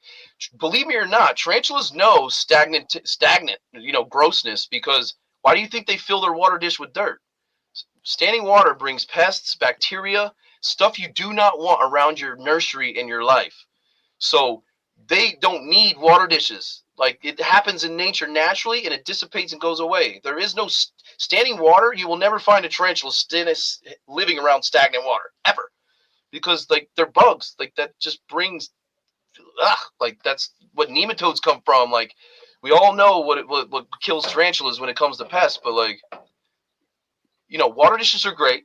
I'm not saying don't use one, because as a keeper and not understanding their science or not understanding their actual environments, which going back to, you need to join the Discord because we're here and we're there to help you. But there is this amazing bot in there that tells you can search the spider and it'll tell you what the current weather is where they live. And you can just copy that month by month. It's like brainless almost. It's like cheating, dude. It just says January, 75% humidity, and it rains 3 times. It rained 3 times that month, and each time it rained, it was catastrophic 1 inch. Like it rained like a motherfucker, but only 3 times. So that means it rained, got really friggin' wet and damp, then it dried out for a little bit. If you look at the weather, it was very windy, so a lot of evaporation, and then it rained again really heavy, or it just rains little spits. And they got 15 times that month it rained, but it was only a 0.01 of rain, just enough to get everything damp. And if you look at the timeline when your spider's seasonal breeding season is, you'll notice that they're breeding in these seasons where everything is to their advantage. So, don't take that away from them when you're trying to work with them, when you're trying to care for them or breed them. Your rosea hasn't eaten in 9 months. It's probably because you've kept it at 75 degrees and fed it every week like a dime on a clock. Or a hand on a clock. You know what I'm saying? Because switch it up. That doesn't happen in nature. Switch it up. Let them go 2 months without food. Cool it down. Then bring it back. Have some warmth, some gradient to it. Like if you're don't get me wrong, your spider will live its happy life at 75 degrees and fed every week for the rest of its life, like they teach you to do on Facebook and all these groups. Don't get me wrong. I'm not saying that that's wrong and you're going to hurt your spider, but that is not what they have evolved to do. There is not a single spider on this planet that eats like they do in captivity or is cared for like they are in captivity. They thrive under stress, like cactuses do, as a comparison. I know they're completely different things, but you water your cactus and feed it all the time, that thing's dead. It actually does better if you just put it on the shelf and forget about it. And then when it needs water, you give it to it. Like it can go 6 months without water, and if it went 7 months, it might die. But if you give it that water on the very last minute when it needs it, they've evolved for that. So think of your spider's environment. Think of naturally what kind of food they would be encountering. Look at the World Weather Guide if you don't have one. It's an amazing book. Thought I had it here. I'm surprised you don't have it like taped to your thigh. Yeah, dude, he's got that tattooed to his ass, believe it or not. There I it do. is. I have one too. It's over Hold there. on. It's over there. Where's yours, Phil? Here it is. World Weather Guide by Pierce. And this book is Yeah, you gotta old. scoop that book. And It's a this good book one. tells you everything. Like, you find the country, and this book is old, so it's not going to dial it into, like, Boston, Massachusetts, and, like, Medford. You know what I mean? Like, it's going to be, like, Boston. And then you need to understand that. Do a little Googling, because the World Weather Guide, the book that I was talking about, is everything in this book is actually integrated into that bot on Discord. You just go in there and you just type the spider, and then you hit the weather history thing, and it's going to tell you every single month how much rainfall, what the highs and lows for temperatures are, how many hours in the day of sunlight is actually happening. So spiders that use those daylight hours, like a phonopelma, a lot of these species that like need that baking sun because that's part of their lifestyle. Like you can't get a GBB to breed if you just put her in your basement at 65 degrees year round. Like she's probably going to eat every boy that went in there. Well, You know she's what I gonna mean? eat a couple boys anyway, but yeah. Anyway. But if you do that right, she might eat one or two and play that game, and then like everything comes into fruitation. Third guy will get laid. Right? Yeah. The rain is happening. The food is plentiful. The season's coming to a close. You got this weird daylighty hour thing happening. Boom. She won't. All of a sudden, she won't want to eat nobody. She'll spend 2 days in there with them, just patty caking, you know. And then all of a sudden, you got an egg sac, you know. So it's just understanding your spider, understanding where it's from, why it eats what it eats, why it eats when it eats, and it takes all the headache. All the questions are gone. Why your spider's not eating? There's a good reason why. And if you need help with this, that's what we're here for. Is like join our Discord, join our group, Join TA. join TA. Come to Underdark Nation on there, and we will help you understand this. I do not gatekeep any of this stuff because I learned this on my own, and it was taught to me from others, you know, and like that's what this is about. So back to the dwarf secret stuff. is bounty paper towels. Whoa. Quick, These store brands. Oh my god. Don't tell Justin. anybody. It's vital information. Can you talk a little bit about the Brunipes and that stuff? Like how you So, condition them, Also, where they're from. Yeah, Justin, go off here. Like what you had mentioned with keeping slings on Palm Street, of not giving them substrate like a soil, but just keeping them on moss. Your ideas behind that, because I was keeping mine, the Leetsy in particular, I was keeping them pretty moist. And after you had mentioned taking them off, like not keeping on soil, just keeping them on moss, I went and did that and squeezed out some of the excess water and stuff and sort of reset them up. But I think that is actually, it has been a little easier as far as like keeping track of them and what they're doing, kind of like what you were saying, the benefits of that setup is. Yeah, and I honestly, I don't even keep my dwarfs on soil until they reach about a 1/4 inch. Okay. I keep them in a container with moss only, which I do with probably 90% of the slings I produce. I keep them in moss only. And there's a reason for that too. Hold on a second. I was trying to...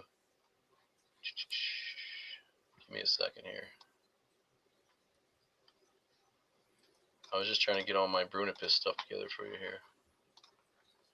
I think the reason I'm gravitating towards those so much is because they're like the Temu classy. I got that classy in it. I got those Brunipes in, dude, and I was like, "This is the same damn spider." I hear that in Keller's voice. The team you classy. Yeah. Okay. Keller Budrita. So, for you guys' pleasure, I have went ahead and put in Brunipus into the Discord spider bot. You should pull that up, Justin. You should pull Spider-Man. What are we? You're a Spider-Man. I am not the inventor. I am simply the excuse me. I am simply the user and the sorry guys, that was my bad. That's what happens when you have a couple beers. Gotta love it. That's Dritz for you. There you go. So, I forgot what I was saying. Damn. What was I saying? The bot. Oh, the bot. Yeah, so I went ahead and pulled it up. Right off the rip, it tells you the species. It tells you who discovered it first and when. Justin's trying to pull it up right now. You can see him make that's the technology face. Look at his face. That's the Technology face. He's like, I'm trying to figure out Discord. So, what's amazing about this, though, is not only... Look at him. Room. Yeah, I bet you Juju right now is like, yes! This is all his hard ass work, you guys. He has slaved. Him and Oxgingy. Shout out to you guys for being. Yeah, you got. Yeah. I know that they have poured countless hours into this. Whoa! Look at it right away, guys.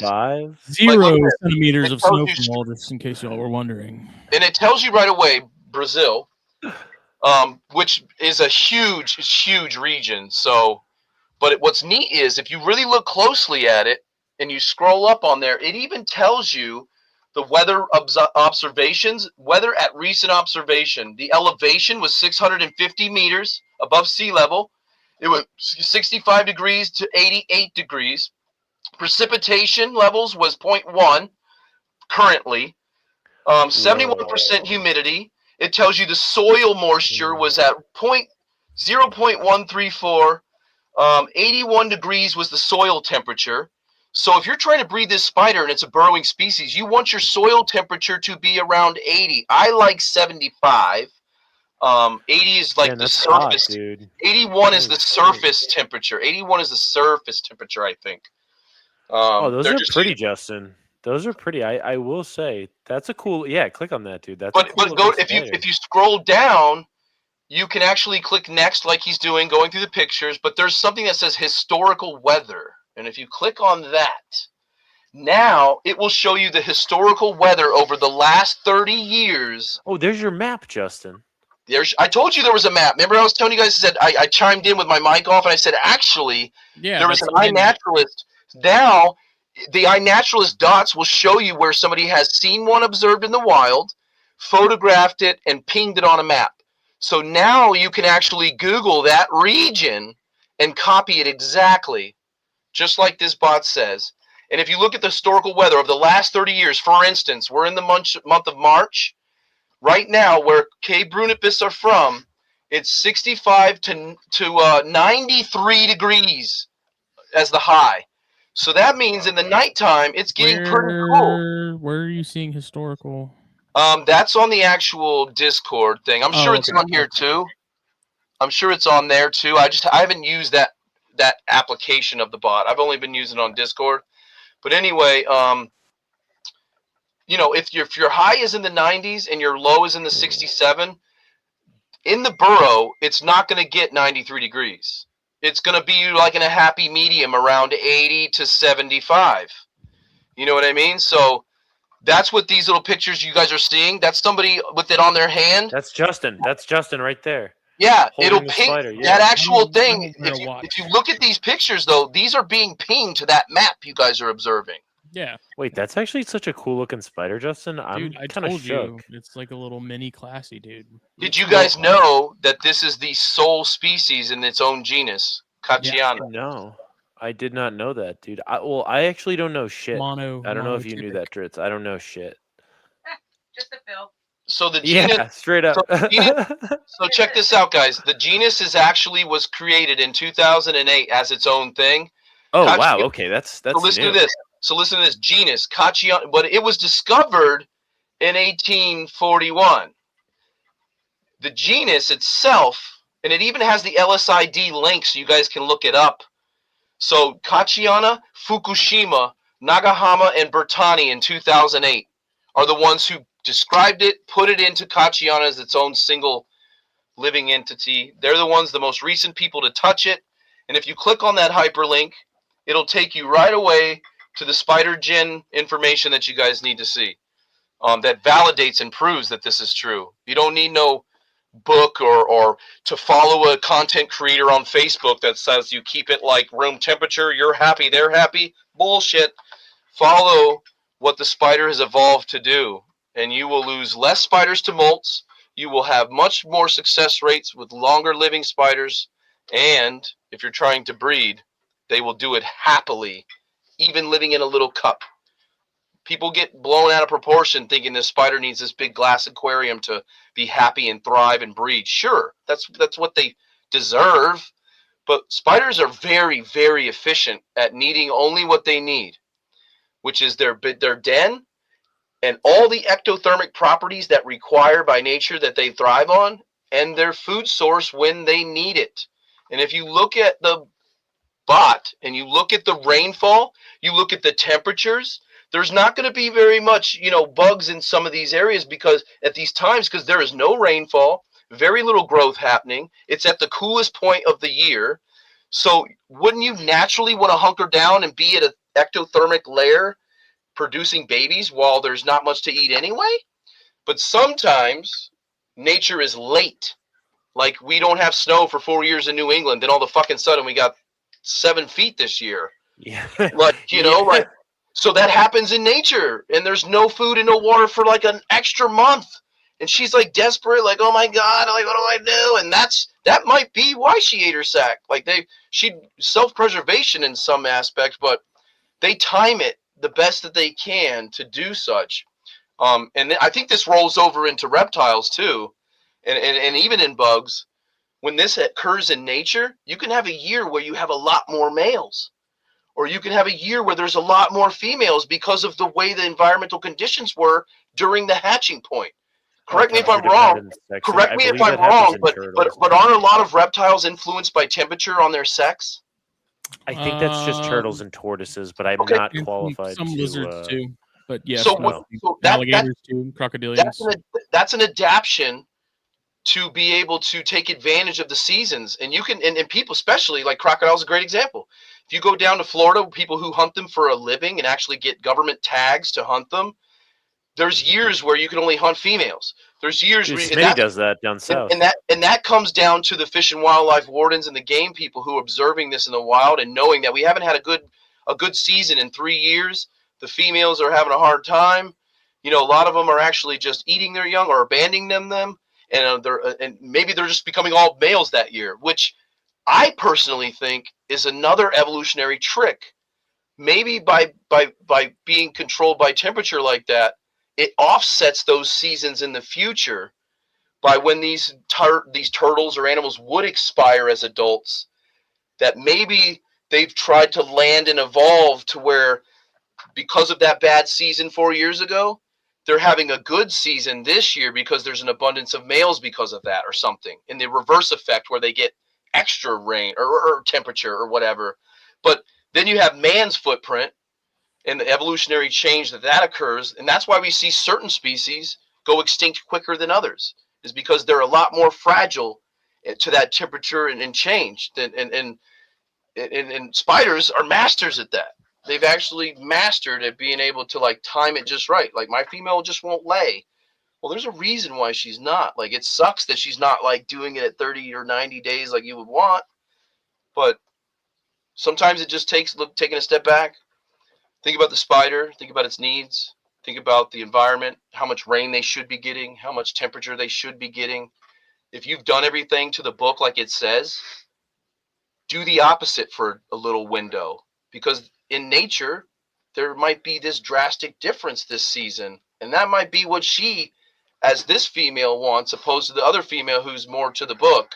This girl likes it to be off kilt. She actually does best in those every few years when it's fuckery. She's better at doing breeding that year, opposed to this female who's used to the normal setting. So that's just something to think about when you have a female that's being stubborn and it's like she just won't lay. It's like, well, maybe maybe she just needs the opposite effect. Like she needs to, maybe she lays closer to the end of the season opposed to the beginning, or we don't know. And that's something that I'm still working and practicing and trying to research myself. I get asked all the time, like, Dritz, what do I do? You got any tricks to make this thing lay? And I'm like, all right, cool. First question is what are you doing? What do you have it at now? How often are you feeding it? Is she eating? Is she nesting? Is she burrowed? Is it closed? What she, a lot of these behaviors and a lot of what you're doing might be right on the money, but like you're not getting this end result because she's waiting on that trigger, that environmental mother nature being like, okay, girl, go, you know? And we as humans don't know what that is yet. And that's something we should strive and we work really hard on in the Underdark and our collaborators is nailing down what it is and why and what triggers these little guys to do what they do. Look at that. I really have been struggling with my Lividus. I know we've had several discussions about her, and you've recommended cooling her down and heating her up, and I'm trying to cool her back down again. Just trying to like check the boxes, and hopefully she'll either lay or molt. You know what I mean? Yeah. Unfortunately, that OBT female that was super stubborn molted out. I know I texted you today, and I was, damn it, dude. Like, yeah, it's okay. You know, you can't win them all. You know, one thing that you need to think about too is sometimes females don't breed every season. Like she might have did a wonderful, beautiful sack. She did great, and you know, you got the Lividus one was kind of shitty. You know, so she might need a year. Like, don't even breed her this next molt. Just let her. And that's why it's important if you're really focusing on breeding in actual sustainment and production. You can't just have one female. Like, you need to have 3.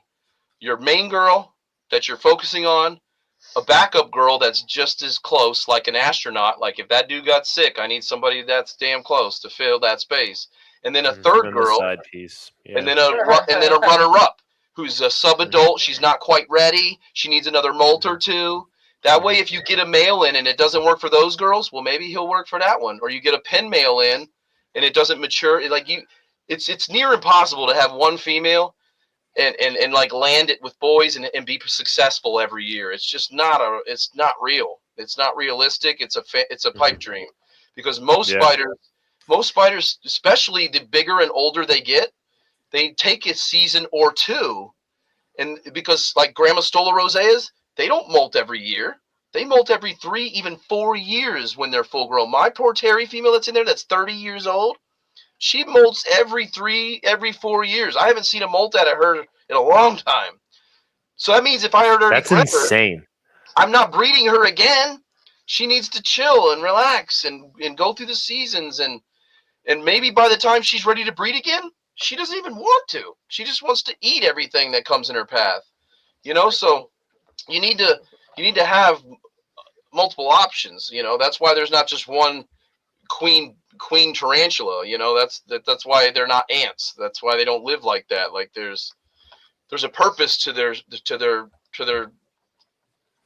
behavior, like why they do what they do. And if you just look at that, and if you're interested in that kind of stuff, like you've been keeping spiders and it's like, man, I've raised up spiders, I've had adults, and you're starting to get to that point where like, damn, what's next? You know, like that's next. That's Justin. Justin's at that point. He's like, well, and that's why I sent you the Kachiana, was because one, you loved them. 2, I knew that you're ready, dude. You're ready. You know how to identify sex. You know what you're doing. Like you're to that point. I didn't give you a choice. You're like, well, I like these. I'm like, dude, I'm sending you a pair. And now you have a breeding pair. Tritz said I know what I'm doing. That's hilarious. Well, you do, because you have everyone. You have us. You have our community. That's what's powerful about this bot. That's what's powerful about the TA Discord. And like, you can't get that shit on Facebook.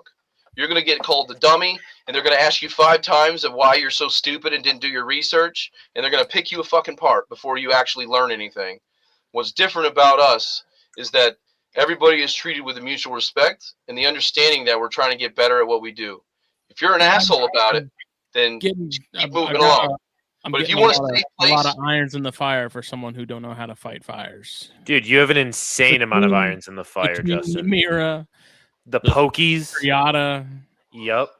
Like the Brunipes. There's a lot going on. The Bambus army, dude. We haven't even begun to discuss the Bambus army. Like, I don't want to jinx it. I don't want to jinx it. So, Dritz, can you talk a little bit about how you would condition a Bambus if you were Justin? Can you just maybe? I mean, most of those Asian forest spiders are very, very similar. There's not a huge, that part of the world it's very structured. Like you're gonna have Very, fluctuations. very stable. Monsoony seasons fluctuate, just like I was talking about. You're not gonna have one place in Asia where every year it's torrential rains. You know what I mean? Just like in New England, you're not gonna come to Boston and get 3 feet of snow every year. Like we haven't had snow at all really, but just some dustings, and also, dude, we got 7 feet this year total, and it ain't even over. I Like thought that like was a regular thing we for had you. snow. We had snow today. It was sprinkling before I got on Yeah, the show, dude. you guys. It So like, snowed a little bit today. It It did. was like but 80 that's down my here point. already. Yeah, So it's fucked up, Justin. when that's what's unique about spiders is you can actually get a spider to breed by sheer luck alone because of their ability to just go with the punches Live. and survive with what they got. Like you can take a spider like a curly hair who has amazing weather patterns and put it in your bedroom at 75 degrees and you could breed her and have babies and like have no problems, you know what I mean? But you could also have a lot more success if you followed her flow and her cycle and her weather conditions and her feeding cycle. And there's a reason why spiders go months without food. It's not because they don't want to eat, it's because that's what they do. Photopelmas can go long times without food. Like a lot of people feed their baboon spiders every week. I don't. I don't. I feed my baboon spiders once a month, if that. And when it's time to feed them, that's when you get those spurts. Like, you got a spider that's starting to become sexually mature. Like, give it a season. Give it one of those seasons where for a whole month it's just rainy. There's food plenty. Like they're hunkering down. They're fixing their burrow. They got some displacement. Maybe even rehouse her. And then boom, by the time she's all getting that fat abdomen and beautiful, that was her cycle. Now you move her into the next season, which then cycles into what South Africa would have occurring. So basically, I'm right now. I'm missing out on my Mira. Well, I mean, you don't have to. So here's the thing: there's two types of breeding styles too. There's breeders that follow the actual current seasons, meaning like I don't breed my spiders in the winter. I breed them in or whenever, or they follow what it is. But like you don't have to. Like I breed spiders year round. I have spiders that are GBBs having babies in January or in November or Christmas time. You know what I mean? It's all about giving them what they need and triggering what they want when it's needed. So just watch your spider. Like sometimes you can burn yourself out just trying to feed your spiders every week. Like that's crazy, man. You'll see. Like a spider just molted, like she needs to be fed every couple days. She's skinny. Like, man, it's dry down here because it's wintertime. I got my heaters going, and like I'm not gonna leave her a month. I'm gonna feed her a good couple roaches and fatten her up and let her. And then like, dude, I don't have to feed her for 2 months. And then all of a sudden I got a male come in. Cool. She hasn't eaten in 2 months. I start spraying and watering, do some more feedings to get her happy, and then do some pairings. You know what I mean? Now you don't feed her at all. Hopefully she's showing receptiveness, but yet aggression towards the male. That's good. That's good. It's not always a bad thing that the female wants to eat the boy. We don't want that because we're trying to sustain life here. But there's also a reason why they eat the boy. Counterproductive. There's a reason why they eat certain species that like to eat boys more than others. And if you look at their environment and you look at the food conditions and you look at the predators during that time of year, that's kind of the only thing left to eat right before you hunker down for 3 months. Why not eat this male who wasn't fast enough to get away? There's a reason that they're cannibalistic. Trust me. Animals, I personally believe that animals are cannibalistic in nature because it's the only way to live. It's the only way to thrive and survive where they're from. And you'll see that in different types of spiders. Like LP, they don't stick around. They explode. Dude, I remember when you got that sack of LP. It was like you had that like container store enclosure, and it was just like a puffball. Yep. And you were like, yeah, there's like 2,000, 3,000 in here, and they're just gonna eat each other. Yep. And listen to this. Once that happens in the wild, a lot of times those babies, like you'll see with, especially like back to the Bambus, you'll see like Asian spiders tend to like protect their young. You'll see electric blues in the wild where she's like they're almost 1.5 inches long and they still go in mama's burrow. But you better believe that when it's time for her to cycle through again and make another sack and breed, she's kicking them all the fuck out, or she just abandons them. And whoever's the biggest and toughest takes over mama's burrow. You know what I mean? And but like LP, when those guys hatch, the mom just abandons them. Like she's off to the next biggest best thing. And those things just boom. They explode like sea turtles in every fucking direction across the forest floor. And that's why there's 2,000 of them, opposed to only laying 150 and sticking around, making sure they're all tough and strong. And then, you know, yeah, I'm wondering how, like, realistically, how many of those, 2,000 actually survive to 2, a decent size. 3. It can't be that many. 2 to 5% of all Amazonian species make it to adulthood. Yeah. That tracks. Then you've got species that are a lot more protective, a lot more guardy. They tend to socialize closer off the rip, opposed to busting out and fanning out. And the more social the spider is, the more adapt they are to being communal like at the beginning, have less babies. Look at Celedonia, that little bitty thing in that little hole. There's not room for a lot of spiders to be safe anyway. But also, if you keep Celedonia and produce them, you're a fool to separate them right as they hatch. Let them stay with the mother until they reach 4 or 5i, and you will be able to sell them for twice the price. And they're well started. You'll have less of them dying for all of your customers. But they've evolved for that. But you're only going to get 20 or 30 of them, you know. Look at Balfouri, which is one of the most known communal, which they're not communal. They're species tolerant because of the conditions and environment they live in. So they're going to give themselves the best chance of success by having less babies to look after, but being much better at doing it together until they get to a size that they're able to branch off on their own.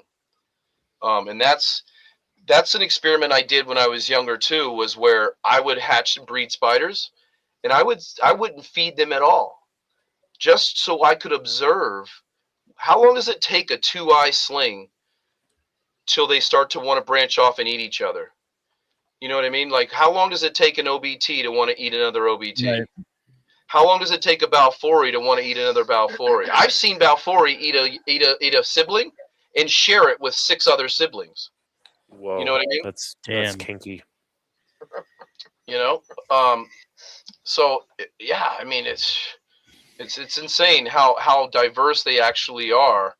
Like spider's a spider, they all breed the same, but every one of them has a different ritual. They have a different seasonal trigger.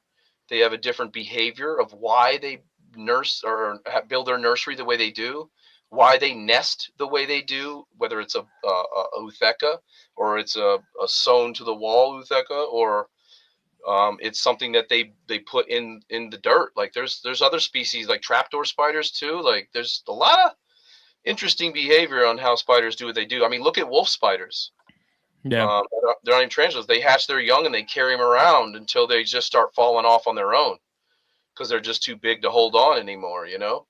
But they ride along with each other for quite a while, and then they just, as she does her natural wandering, they'll just want to fall off, and when she gets spooked, they all come off for a second.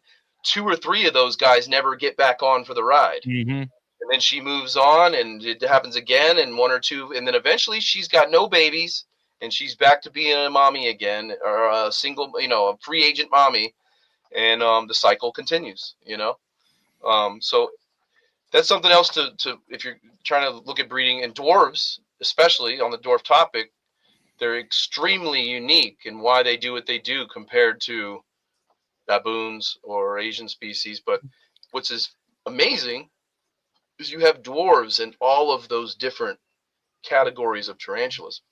Mm-hmm. Like Mira, hammock sack laying, trapdoor making, South African, very hardy, arid living species. Awesome, it's a dwarf. gorgeous spiders. Gorgeous spiders. I love them. Right?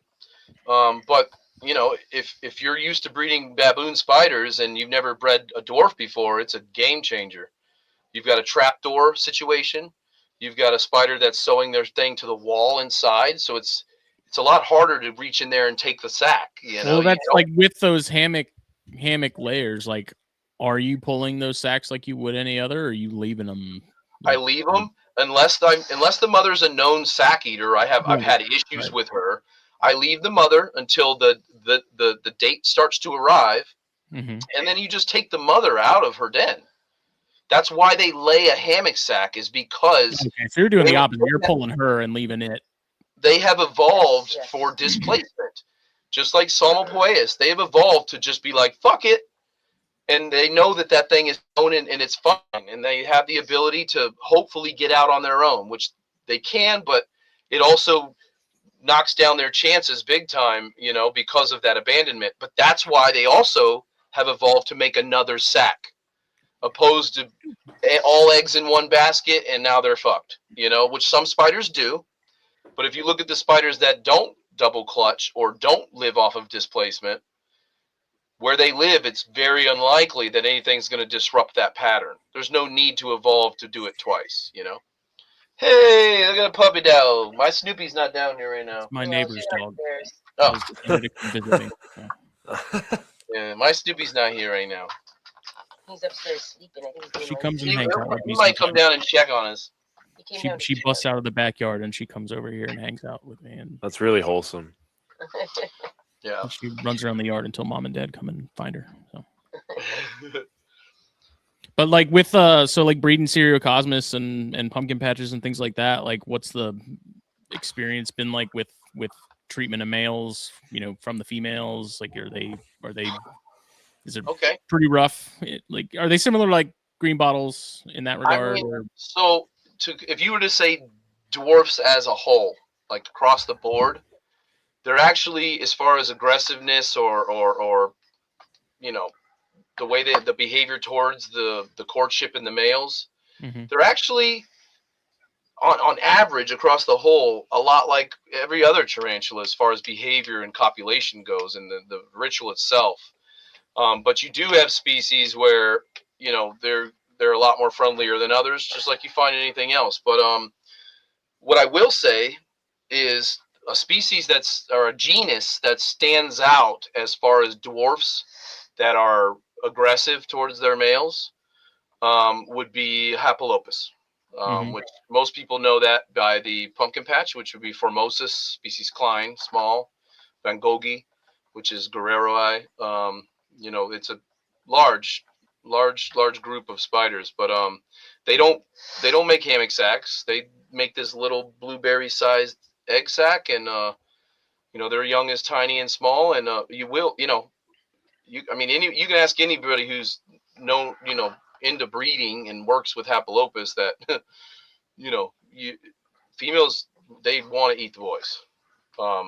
I find with that genus that you're going to have a much better success rate by pairing her with multiple boys and letting her eat one of those. Just let her. I have an approach which I call cannon fodder, and I will source multiple males, and I'll get a male that's already bred with 3 or 4 of my friends' females. He's like on his way out, but he's still good.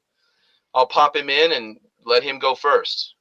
And of course, most of the time, she just wants to eat him. And you still try to protect him, don't get me wrong, but heaven forbid he's not quick enough or he just can't get the job done. She's wanting to eat him anyway. Just let him live his legacy and fulfill that need. And then have your fresh. It's better to burn out and fade away. And then she's full, cannon foddered, and you can totally put them in. You'll see. Sometimes it takes 1, 2, 3 females, and you'll learn over time. Like, hey, don't throw 3 males in there.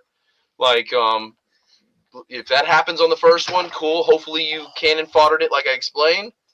And if that happens, great. Hopefully they got a pairing. If they didn't, all she did was eat them. Feed her up. Feed her up. Double check your environmental conditions. Make sure that you're on point for their breeding season. And wait a little bit. Patience is game. And wait. And then try again.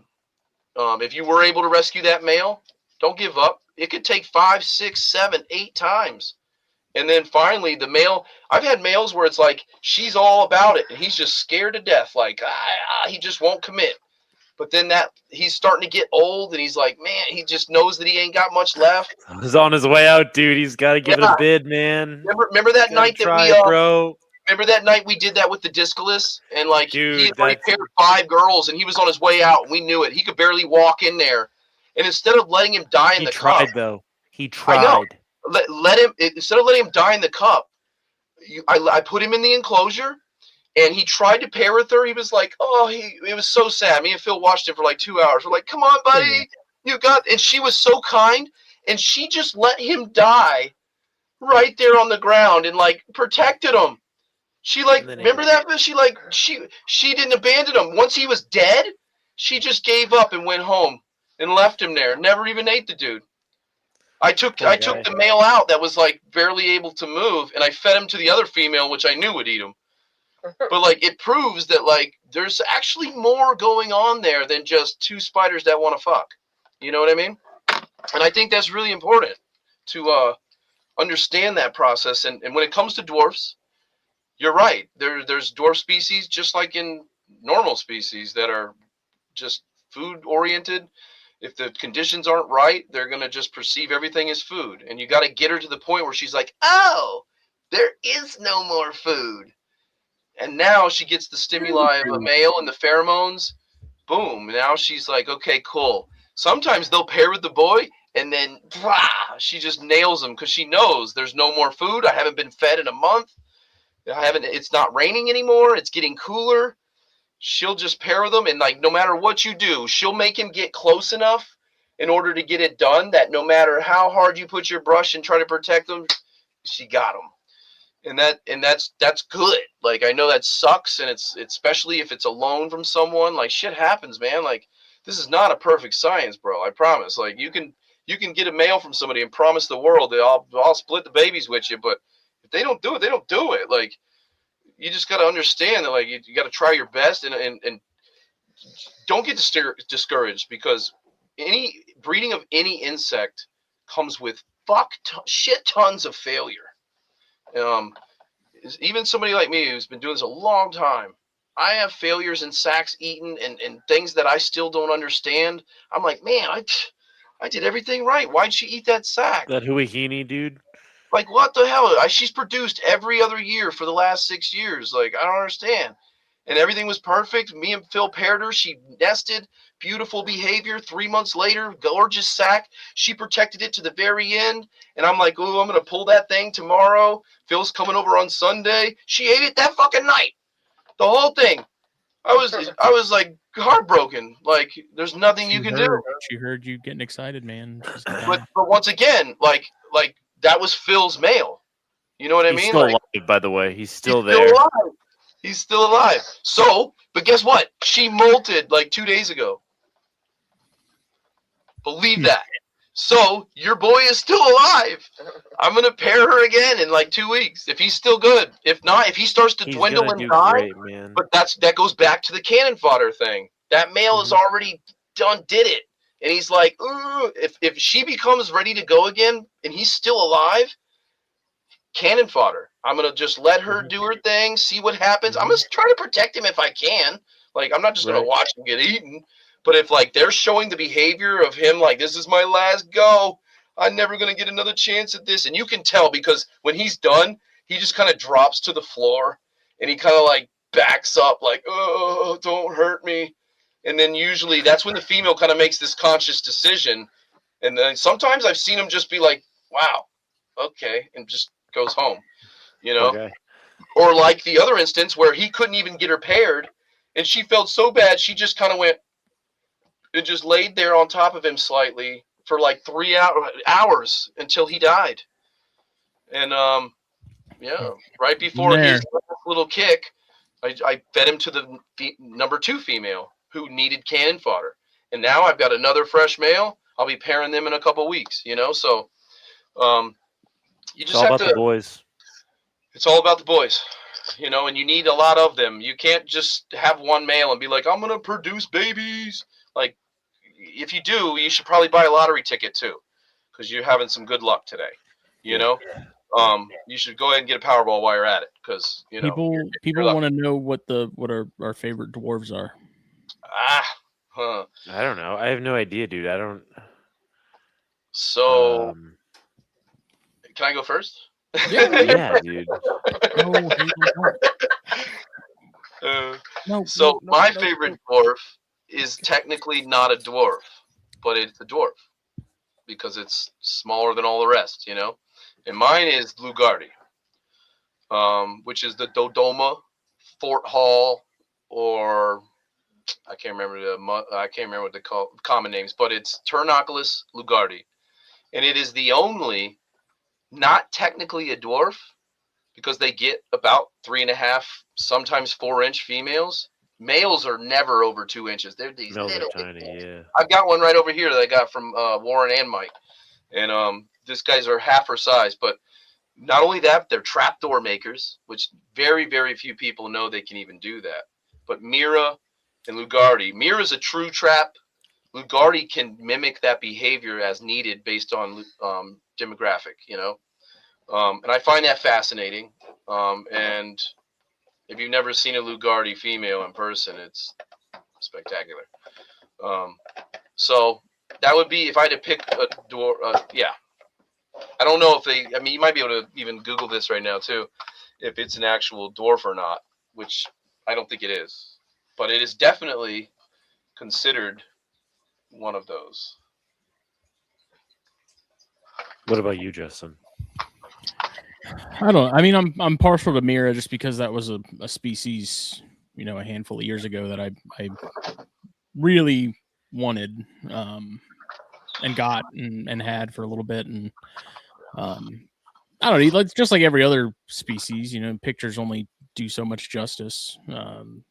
Seeing that female I have, man, in person, it's like just unreal. It's almost like they're carved out of bronze or something. You know, it's just insane. Mira over Pulchripes. No way. Oh, yes. I thought you meant Pulchripes over Mira. I was like, what? But Pulchripes isn't a dwarf. Right. I think either meaning in terms of like the blue appendages. Oh, well, yeah. I mean, Mira those are the only two species like that carry that. Like, shoes. I call it the blue jeans effect, like the washed blue jeans. You know, there's Mira, which is the blue-footed baboon, and then you have the blue-legged baboon. Baboon. And I say it like Warren does now. Baboon. Baboons. But there's a couple of like the Syracosmus I like a lot. You know, speaking about baboons, I got a cool fun fact that I do you know why they call them baboon spiders? I don't. And I learned this from Warren, South African, because my entire life I've been taught, and we've all been taught, that you've got baboon spiders means Africa, earth tigers means Asia, bird eater spiders means South America-ish and blah, blah, blah, right? Tiger spiders, parachute spiders technically means pokies. If you didn't know that, if you in the scientific community, you said, "Oh, that's a beautiful parachute tiger spider," boom, that you're talking about a pokey. If I say that's a beautiful earth tiger, we're automatically going to start thinking cobalt blues and Nandeps, and you're going to start going in that world, right? If you say baboon, boom, we're thinking of Africa, right? But do you know why baboon spiders are called baboons? The real reason, in the bush, this is why they call them baboons, is because a baboon spider in its resting position, everybody knows what a Psalmopoeus in its resting position is, or like a pokey in their resting position. Hold it up. Hold on. A pokey's resting position looks like this. Right? Yep. Okay. A baboon spider's resting position is like this. Like, it's closed. It's this closed. And if you were to take a baboon spider and just set it in a glass cup and let it relax, it's going to set like this. And it's the shape of a baboon's hand. So if you look at a baboon, it's the position, the stature of the spider. Mm-hmm. That's why they call it a baboon spider, and it's just known that means Africa to the spider world. But But the people who discovered baboon spiders called them baboon spiders because of the resemblance of a baboon's hand. Fun fact, did I not know thought it was that. just because of their shitty personalities, but That is, yeah, contrary to belief. That is straight out of the mouth of a native South African who studied harpacturias in the wild, has collected them his entire life in the wild, and knows for a fact that's what they called them there for that reason. Has nothing to do with geographic, has nothing to do with being mean.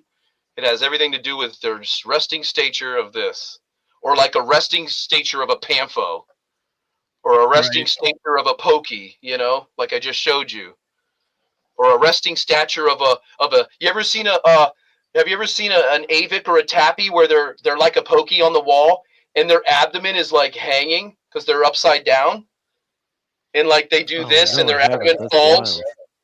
It's called the psalm stance, or the arboreal resting position, as it were. But anyway, cool fun fact. What were you saying about Serial Cosmos, Justin? that's just grown on me. Like I like the Leetsy a lot because I like the sort of the skeleton costume, pajama leg kind of deals. But Pajamas, yeah. there's you know, like Rite are really cool looking. Ooh. I think my favorite so far that I've seen out of that group is the Perez Malezii. Hofer Eye, which I don't even think are in the hobby, but Ooh. So cool looking spider. Perez is my favorite of those, and I just ordered a breeding force of REI. Oh yeah. They don't get much love because they're the most boring looking of all of them. Stay here. But nobody works with them. I know very, very few people have even produced them or know shit about them. And I'm like, what? Like, damn. Like, we've conquered Perez. Like, we, you know, like, let's move on. And then our friend Corey's Creatures, he does a lot of collaboration with us on Discord. We're actually doing a Palm Street this Friday, which is tomorrow. We're doing a collaboration thing. It's going to be a Pokey event. You guys should check it out.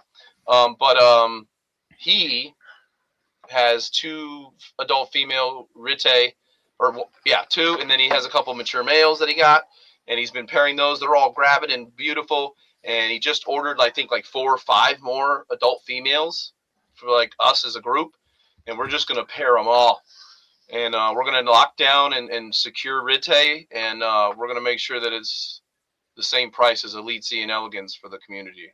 That's one of our goals this year. Along with Caffriana, that's another baboon species that we have successfully already paired.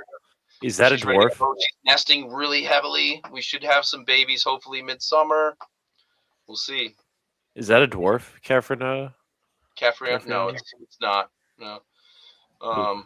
I wish they stayed small, but yeah, they become sexually mature very small. So just like Lugardi.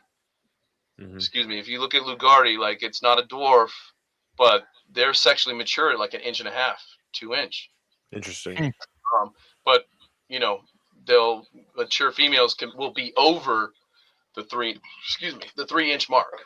You know what I mean? So you got to be under 3 inches to be like a dwarf. Okay.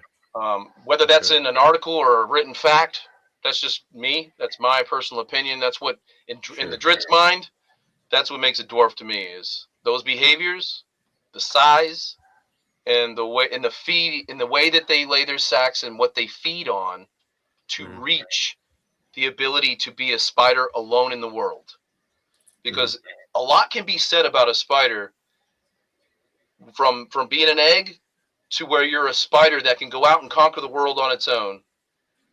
There's so much difference and diversity in that process. And dwarves are super unique in that, which we talked about a lot about with food and why they're small. And so, yeah, it's not many people know shit about dwarfs, to be honest. There's a very, very small community of like true dwarf breeders out there. I mean, seeing how tiny slings are, I can definitely understand why people would sort of be. That's gonna be you, Justin. Big hands, tiny slings. Write them off as far as like having bad experiences with babies just not making it. Like something that small, dude. I'd imagine it does not take long for those things to desiccate. Yeah. And, It's you know, yeah, it's yeah. so fucking tiny, And dude. you know what? And the weaker ones that do kind of desiccate before their other tougher siblings, that's the food. Like they're Right. not they're staying close to mama in that little. They sometimes don't even leave the sack. She tears the hole and they kind of come out and live on the sack, and they kind of just cannibalize each other for a couple weeks, and you lose 30 to up to half the sack. But the ones that live, when you do pull the sack at 3, 4 eye, remove the female and do that, you've got little guys starting to get their color running around, you know, and not all of them live. All of them are ready to eat. They've already killed their siblings, so like they can totally take down a mealworm larva, you know. So yeah, that's a huge. And don't put them in dirt. If you buy a sling, a dwarf sling, and you guys are like, I want to get into dwarfs, and you buy one, and most dwarves that you buy are going to come as these microscopic little specks. Don't be discouraged by that. Just understand what you're up against.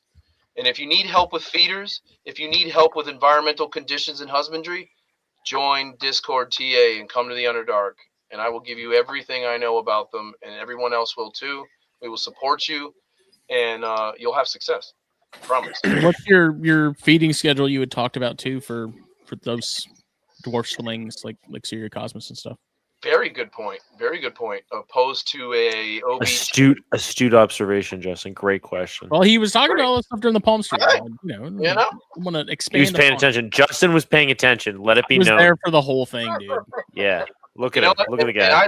I love and respect that so much, man. I'm wicked grateful that you give that much effort and care into what I say, and it means a lot to me, dude. That you heard me a week ago talking about what dwarfs are and how they're special and unique, and like you wanted to know more. Like that's what this is about. That's why I'm here tonight. Like I'm not getting anything from this, like other than just helping others. Like I don't get paid for this. Like none of this is like, it's not a marketing thing for me. Like I do this because of the joy I get from sharing you how magical this is, man. Like let's figure this shit out. How exciting would it be to be like, man, I did it. I didn't kill all these little fucking things. Like, you know, like, oh my God. And Dude, like, the funniest thing is like, so I was complete side note, but it made me laugh. Like I brought those Leedsy back from the show, and I was setting them up in the, you know, rehousing them in the vials without the dirt, right? Yep. And one of them had crawled off the table and like fell onto the floor. When it fell, dude, I swear to God, it was like a thing of dust. It just floated down to the. It didn't even like fall. I'm not even joking, dude. It was like a wisp of hair, and it just very slowly just floated down to the floor. So I did that. I had some ridiculous. Dolichophilia diamantinensis do exactly the same thing. Yeah. I got them in from another fellow breeder, and as soon as you open the lid, poof, they come flying at you, and like I just gotten used to putting a bin below it and just let them come fly, and they open all their legs out, and they just like almost it's like no a little density to those things whatsoever, dude. Yeah. And I mean, they know what they're doing. I've actually seen some spiderlings that come out bigger and heavier, like Emeraldus, which is a salmo, comes out at an inch. Slings, they're big, and when they fall, they turn into a ball, and they like hit the ground and roll. They don't, instead of opening up and. Interesting. You know, it's cool. It's cool. Like they know I'm not gonna float. Like I just went off the table and I was like, "Oh shit!" And then I saw it like, slowly fall to the ground. I'm like, "Oh, you got to be kidding me!" Yeah, it's super fascinating, man. That's one thing that's intrigued me, and that's what started me on this path of truth. Like I just want to know. Like I'm not trying to be the best at it. I just want to know. Like it's a life's mission, a life's journey of knowledge. Like to know why they do that. Like. If you've never seen an avic in the wild and you spook it, they don't go down their burrow a lot of times. They come flying at you, poop in your face, and they jump. And most avics are over water, and they hit the water, and it's usually right along the shore, and they're up on the bank and gone before you can even get down the tree to go observe. Like, they intentionally, that's why, if you ever notice, if you hold an avic, they're jumpers. Like, if you were to not try to catch it, they just... And they hit the ground gracefully. They don't pop like a bird eater would do if it hit the ground. Like they're very. That's why they call, by the way, That's why they call Poecilotheria parachute spiders, is because where they live and what they're hunted by, their only defense is as soon as they feel or a shadow or anything that could be a potential threat, they just do. They're already like this, right? All they do is just and drop. And then soon as they feel that they are free from anything, they open up and they do this like a leaf effect. And they literally like, Beep, beep, beep. which you can't observe from like your hand to the table. Right. But if you have a space in your house and you have a roofalata that's like this big or like this big, and you have carpet down below, like set up some like a nice big comforter, and like take your spider and get it to, dude, it'll jump, it'll drop, and it's like a fucking parachute. Like it's like their legs come out and then right before they hit the ground, they like tuck and roll. And like they get off and then they just start running. Blah, blah, blah, blah. It's incredible behavior. If you've never had a boring day with all the power out, to put some candles around a big comforter in your living room and play with your spiders, man. Take out Sounds take out the new world. Take out the new world, then take out the dwarf, then take out the baboon, and like let it get around. And like you're not hurting your spider for it to throw up a threat posture. Like they've evolved to defend themselves. You know what I mean? Like stress to a spider is not getting the temperature, food, or safety that they need. When it comes to defending themselves, don't worry about that. They got that covered. They will fuck you up if they need to. But it's amazing when I'm not saying take your spider and corner it. I'm talking about take your spider out with the intent of love and care, and let it wander out of the container and with the brush and interact with it gently and carefully and lovingly. And bonus points if you do it naked. There's never a way to get burnt out on spiders, man. I always breaks my heart when keepers out there like have spiders and they lose it. And they're like, it gets boring and it's just this never ending thing of feeding and watering. And play with your spiders, man. Learn to hold one safely and correctly, and it'll change your life, man. You will literally start to develop friends in your own spider room.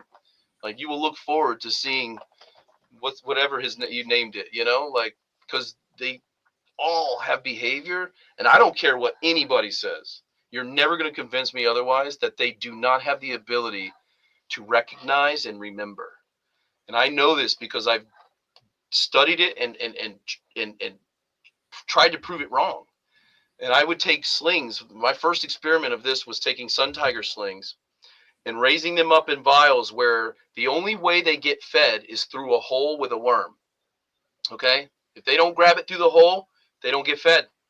You lose some. I had some deaths, of course, but naturally, you're going to have 5, 6 out of that 10 that they go running up to that hole, bang, grab the worm and yank it through, and they're happy. They eat it, boom. And now you wait till that spider's hungry again. Not every week. You wait till it's hungry and out, posted up, like, where's the food? And not starving, but hungry. What they've evolved to do is be hunters, hungry hunters. Not fat, lazy, like, fuck it, I don't want that dubia today. That's not what you want. And if you do that, you will see that they're so unique and like they have individual traits and behaviors, and they remember. And what I was able to prove by doing so was from 2-eye slings into 3-eye that start feeding in this manner, like I explained, the vial and the worm, and then graduating them up into AMAC boxes. And before all my Facebook data disappeared, I had video footage that I did a video of a sling yanking it, another one yanking it, and then I had videos of her growed up into an adult female. Anytime she's hungry, she's not posted up. She's over there by the hole, and her finger is like out of the hole, like her arm, like looking for the food. Like that means she remembers, and the stimuli is something she knows comes from there. A positive reinforcement. Like that's way different than a fly buzzing around into a net. Like this spider has thought to be able to be like, I'm just going to wait till that worm comes from the roof, opposed to like a normal spider. And to the point where I would let them be hungry, like to the point where the spider's like, fuck, help. And it's at the hole. Like you come to, and they're reaching out the hole, like, where is it? And then you put a worm even close, and with one hand they grab the worm, yank it through, and then run back to their house. Now, if you didn't know that that was going to be that, no spider is just going to like, because if you don't do that with your spider, you're never going to get your OBT to come out of its den and go do that, right? They just won't do that. But if but once again, they're intellectual bugs, and like I said, I don't care what anybody thinks. They don't have thought. They don't know Dritz from Phil, but they do know that that stimuli was positive. And I have not had any threat or damage to me since my last molt, this molt, the next molt. Like, this is the way it works. Like, when I'm hungry, this is where it comes from. This is it. They follow their pheromone smells just like an ant would to get back home. Their webbing tells them so much. That's why, like, if you destroy a spider's webbing, they get so pissed off because, like, they got to fucking figure all that shit out again, like, where the perimeter is, you know? Mm-hmm. So, yeah. How are you feeding slinks? So, okay. I'm sorry, you guys. I'm sorry. All right, dwarf slings. So my favorite go-to food is peanut beetle larvae, which it wasn't always. I used to go through the laborious task of breeding regular mealworms and trying to capture those mealworm babies, which are still very small and will work because, like I said, dwarf spiders will take down a mealworm is the same length as them. You know what I mean? But over the last, I didn't think it was maybe less than a year even that somebody was like, have you ever heard of peanut beetle? Like, I've heard of buffalo beetles. You know, those little, they're called lesser mealworms. They look just like a mealworm, but they're grayish black. And a lot of times you see them in the bottom of dubia enclosures, roach band, crew. They're buffalo beetles. The little same thing as the peanut beetles, except for buffalo beetles eat like the waste and protein, like all that stuff. You know, peanut beetles strictly focus on cracking a peanut shell by chewing at it and laying their eggs and young and consuming the peanut, which is nice because they don't need watering and they don't need any food or feedings. I do like to drop a little lettuce and a little carrot chunk in there. Oh, yeah, they go nuts over it, man. But you want to make sure that if you put that in there, they eat it within the next 24 hours. If you put enough chunkage in there to where in 24 hours it's still there, it's going to get smelly, it's going to bring mites, and it's going to bring gnats. They have to be able to eat their food within 24 hours, and you'll never have a smell or never have any problems. And if you do that, never use the beetles, those things produce, every 2 weeks there's another 1,000 in that colony.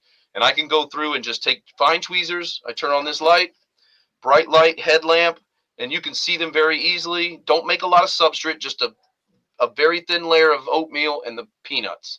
A little bit of moss here and there. I don't even use peanuts. I got my Smitty's own mealworm mix. There you go. Well, the Mealworm peanut beetles need the peanuts because that's how they reproduce. They chew at the shell and eat the shell, the beetles do, until there's enough hole where they can break inside, and they lay their eggs on the inside wall, and those mealworms hatch, and they eat the peanuts. I think mine are flower beetles then. I don't think mine are peanut beetles. Yeah, flower beetles. So flower beetles is another one that's new to me, and that is courtesy to Noah and Anna. She sent me a culture of those things, and they are just like peanut beetles, but 1/4 the size of a peanut beetle. If you know a peanut beetle, it's tiny, but flower beetles are 1/4 that size, and their worms are 1/4. Yeah, that's what I'm using then. I'm not using peanut beetles. Because you need you almost need like a flour sifter to like seal. I'd go through with a pair of tweezers and just pick out what I need. They're like, you can see them moving. They're not hard to get yourself a pair of tweezers like this. Super duper sharp. Like they're so sharp they would like stab you like a needle. And then all you got to do is just with a really bright light, and just you take a spoon or a small paintbrush and just kind of push the substrate aside, and they'll start to reveal themselves. Don't use the beetles, just the larvae, and just pick those out and throw those in with your dwarfs. And I usually put 2 or 3, and then and make sure it's a little damp in there, and then I don't mess with it for a week. Wow. And that's it. And if they can't find those 3 beetles and use that moisture through that week, you definitely don't want to sell that spider to a customer. You know what I'm saying? Yeah. And so forget about pre-killing prey. Like if that spider can't make that happen on its Right. own in this perfect little cup where they're gonna always encounter food and water, and they can't make thriving off of that, don't sell that to somebody. Like, they're gonna have the same problem. Like, of course it's gonna die, and there's gonna be this industry trend of like, well, Avix just die. No, they're not properly bred and curated and nursed until they're ready for the population of pets. Like, they need to reach a certain stage before you just start giving them out. Like, oh, they're eating, they're good. No, they need to eat and molt again. Then you sell your versicolors, and you'll knock 30% of deaths off the board just by doing that. Because all the ones that were going to die will die in that period. And those are the ones that feed the world, feed the siblings, feed other bugs. Like, that's why they lay 150 babies, is because they expect 30 of those to just not be able to cut it in life and be something and blessing to someone else, which is hopefully their siblings, because they don't leave the nest until they're 3 or 4 eye. People automatically say, oh, they're 2 eye, they're ready to go. Technically, yes, you can send them, and if you know what you're doing, you can put them in proper enclosures, and you can get them to eat, and if they don't, they were going to die anyway. That's what the breeder should have done for you, and sold you 20 of, or 5 or 1 of the ones that went through that process. And wasn't just like, oh, it's 2 eye, it hasn't even eaten yet, and they ship you 50 of them. Like, 20 of those are probably going to die when you pass them off to customers. You know what I mean? Because the average customer is going to put it, in this box, and it's never going to find its food, and then it just desiccates and dies. And you gotta give it a starting chance, you know. So that's another thing about dwarves that turned a lot of people off, and that's why people are like, I don't mess with that small ass, little ass shit. Like, man, it's because that's what's happening to them. When they did buy one, they got one that was this spec and wasn't really, thriving properly, or wasn't taken to that level, and then they bring it home not knowing what we've all discussed to this episode, and it's inevitable. Like, if it does live, you should have bought a lottery ticket too. In like, the, damn, in you're the like, chat the other day, I was like, hey, what are my smaller Leetsy molted? I was like, it's gone from a speck of dust to a grain of sand. yeah. But if you buy dwarfs off of me, I don't even sell them until they're 3 eye, which means that they've got their little, especially Cirrocosmus, they're ready to sell when you can see the little triangle on their carapace. Even if it could be the faintest little thing, but you'll know, because then their legs get this thing. Yeah, mine's the bigger one of the two is the colors are there. It's That's still small, but that is technically when dwarves should be sold as pets.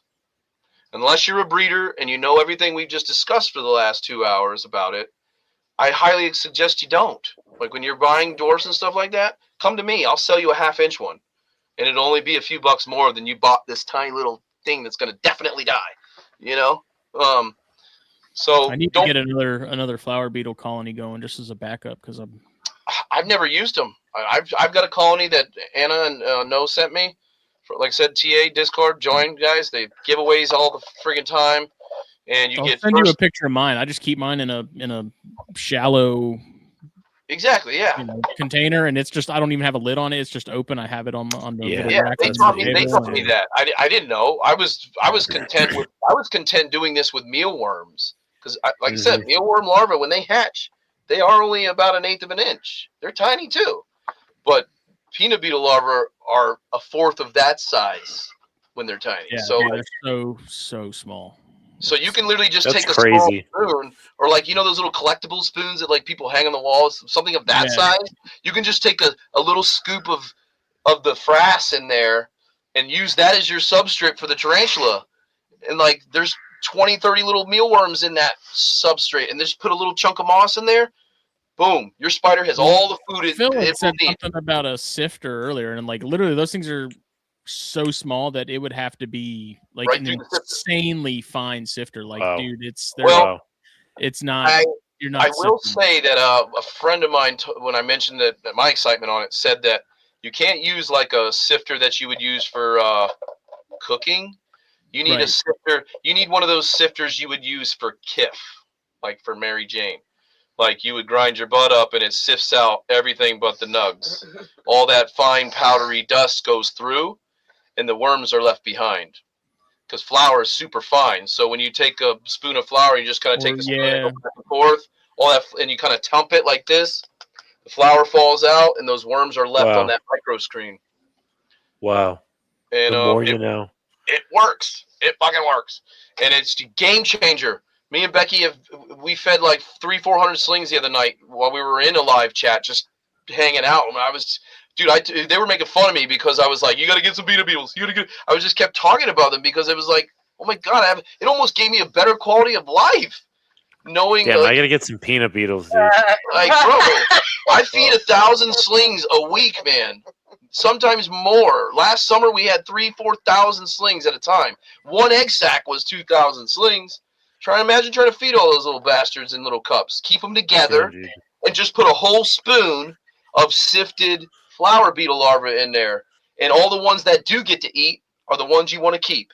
And the ones that don't thrive, they get eaten too. And you end up with 700 really badass LPs instead of 2,000 of them, and half your customers' spiders died. Mm-hmm. You know what I mean? And they're like, dude, I don't even like LP. I'm not even going to buy one unless they're bigger. No, that's because you got one that wasn't ready for you to put on its own. They rushed it. Yeah. And that's important. So dwarves are very, very important. Dwarves especially, and get back on that topic, is they have a completely different process than you would a standard tarantula, which standard tarantulas aren't even done right in the natural community. Like, most people don't even know this whole point. They're one eye, they start eating it too, they're ready to sell, which is true. But like I said, half of those are never going to become somebody's pet. More than half of those, they're going to die anyway. Like, why do that to somebody who's trying to get into spiders and it's their first versicolor? You're going to give them one that barely hasn't even eaten for you yet? Like, that's just cruel and wrong, to the spider and to the keeper. Mm-hmm. So just keep that in mind with dwarves. Don't buy one, buy 5. and get them from a breeder that did that for you, like I'm explaining. Because if you buy your dwarves from me, I promise you that. I mean, shit still happens. Don't get me wrong. Spiders die, but right, you're gonna have a much better chance. More fighting chance. You got much more fighting chance, right? Yeah. Well, we're at 2:40. You did good. Is there anything else, Phil, that we need to touch upon? Just join TA. Join TA. Yeah, and we talk about this stuff day in and day out in there. Like, there's never a time in the day. It could be 2 a.m, because half the members in this group don't even live in America. So, like, you can go on there at 2 a.m, and it's lunchtime for that dude. And you can ask questions about isopods. You can ask questions and just go into the channel that you're into. If you like reptiles, go into the snake channel. If you got a question about snake, there's people in Asia that are wide awake and you're going to bed that'll answer that question. You'll wake up with like 7 people answering you. Way better than you get on Facebook. Be like, oh, wow, you didn't do your research, you retard? Like, this community is amazing. Don't miss out on it. Yeah. If you've never found that community where you can grow your hobby and do what you love but not get burnt out, this is the place. Because I promise you, that's my life's mission, is to keep this interesting. And you'll never get bored in the Underdark, ever. Discord.gg/TA. You heard it here. Discord.golf/Tango Alpha. Shout out now. Yeah, I got one more thing I want to say too. Sorry.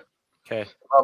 If you guys do not have really cool, everybody has their hobby, whether it's snakes, spiders, whatever. There's not much clothing out there that like tells other people like I like spiders. Like, you can find a shirt on Amazon that says like, oh, spiders and hugs, and like, oh, my spider hamster. Like, there's these generic ass spiders and hugs. Yeah, but like, if you want people to know you love spiders, like Fulvius Apparel, I'm telling you guys, like, he sponsors us, and we have these unique designs. All of the shirts that we do with Underdark say Underdark and Fulvius. Like, you put one of these shirts on and you go to an expo, people know you love spiders. Then there's all different, like, it's a clothing line that's not just spiders. There's centipedes, there's scorpions, there's snakes. I mean, there's so many different clothing in there. You guys got to check it out. And I do some that are like non-animal related too that I feel don't get enough. Celebrate appreciation. diversity. Like Yeah. no, I'm thinking like the one Well, that I saw your mom another on cool hat, you Stringer guys. one, but look at this Yeah, Underdark yeah. purple hat with this like honeycomb camo. It's got the Underdark Nation hat. Boom, we sell these. He's rocking one too. They're very comfortable. They look nice. I wear this sucker every day. So if you guys are, I'm telling you, once I don't even buy clothes anymore. I just rock. Yeah, Justin just sends Dritz clothes. He doesn't even buy any anymore. I haven't went to the mall or a store to buy a shirt since I met Justin. Like I'll be your hot topic. Every single day I'm rocking something new, whether it's Pokey or a Dahani on there or like this a photo OG. I like want to get some socks. I thought about getting some Whoa, Fulvius socks. Hemipene socks. Yeah. I mean, Hemipene socks. You name it. I'd have to buy like 50 pairs though. I don't know. Hemipene, some Fulvius darn tough collaboration. Yeah, that'd be crazy, Justin. So if you guys want the Underdark style ones, like you can go to Fulvius and get all of his stuff. Like that's where it all started and all came from. He's got everything on there. But like you can go to the Palm Street, or you can even just let him know that you want the Underdark version, and it'll come with the Underdark Nation flag, like this hat on the sleeve, and then it says Underdark and Fulvius Apparel on the back. You know, so you can like. There's so many different cool designs, and you can support the community and this Underdark movement. That's what this is all about, you guys. So I appreciate you guys giving me the time to rant. That's what I do. But my hopes and wishes is to make it this fun. Like, don't get burnt out on spiders. If you ever feel like you're getting burnt out on spiders, reach out to me, and I will help you because I know how to make that go away. Whether if it's a life thing and you need to like put your spiders somewhere safe. Like there's so many ways to don't just push them out of your life. I see that happen to so many people because all of a sudden you got all these spiders. It takes you don't even want to go in your spider room because you got so much to feed and you know that you're sucking at it. Like don't put yourself there. Like know when it's time to like focus on your collection. Don't be afraid to let stuff go. They're not going anywhere. Be a part of a community. Like I've got spiders of mine that are in all these people's collections. Like I have spiders all over the nation. I've probably got 5 or 6 spiders that aren't mine anymore, but they're mine and raised, and they're in Phil's house right now. You know, like they're in the room over there. Yeah. So you're not alone out there. You know, for the people that are listening that are like on that edge of like, how do you grow a collection? How do you get a collection to this size and manage it? It's very easy. Speaking from personal experience. Palm Street. Jesus download Palm Street. Yeah. Jason, Keller's been like, I'm not going to download Palm Street because I'm scared of it. And I said, you fucking should be. You should be. Dude. You should be. It's a nightmare. It's bad. Of the best kind. Yeah. I love it. Cool. Well, yeah, that's it. I'm done ranting, but don't miss out on those things. I'm always available. You can reach me on YouTube, Discord. You can get me on Facebook through my friends. Becky, she's been here the whole time, by the way. Say hi, Becky. She's just been kind of sidekicking, but she's always a part of the Underdark. She's the one who keeps the back scene together. Like, this is only possible because Becky's always like, no, motherfucker, you forgot this. You know? So keeping the train on the tracks is the yeah. Trying. Join our community, man. Like-minded people, it's fun. Yeah. Cool. Thank you so much, dude. Yeah. We will be back Monday for Snakes and Stogies. We didn't have it this week. Phil had some family in town. So other Phil, not this Phil, the wolf. The wolf. And yeah. So as far as I know, we'll be back Monday. And other than that, we will see everybody later. Excellent. Bye. Thanks for having us. Bye. See ya.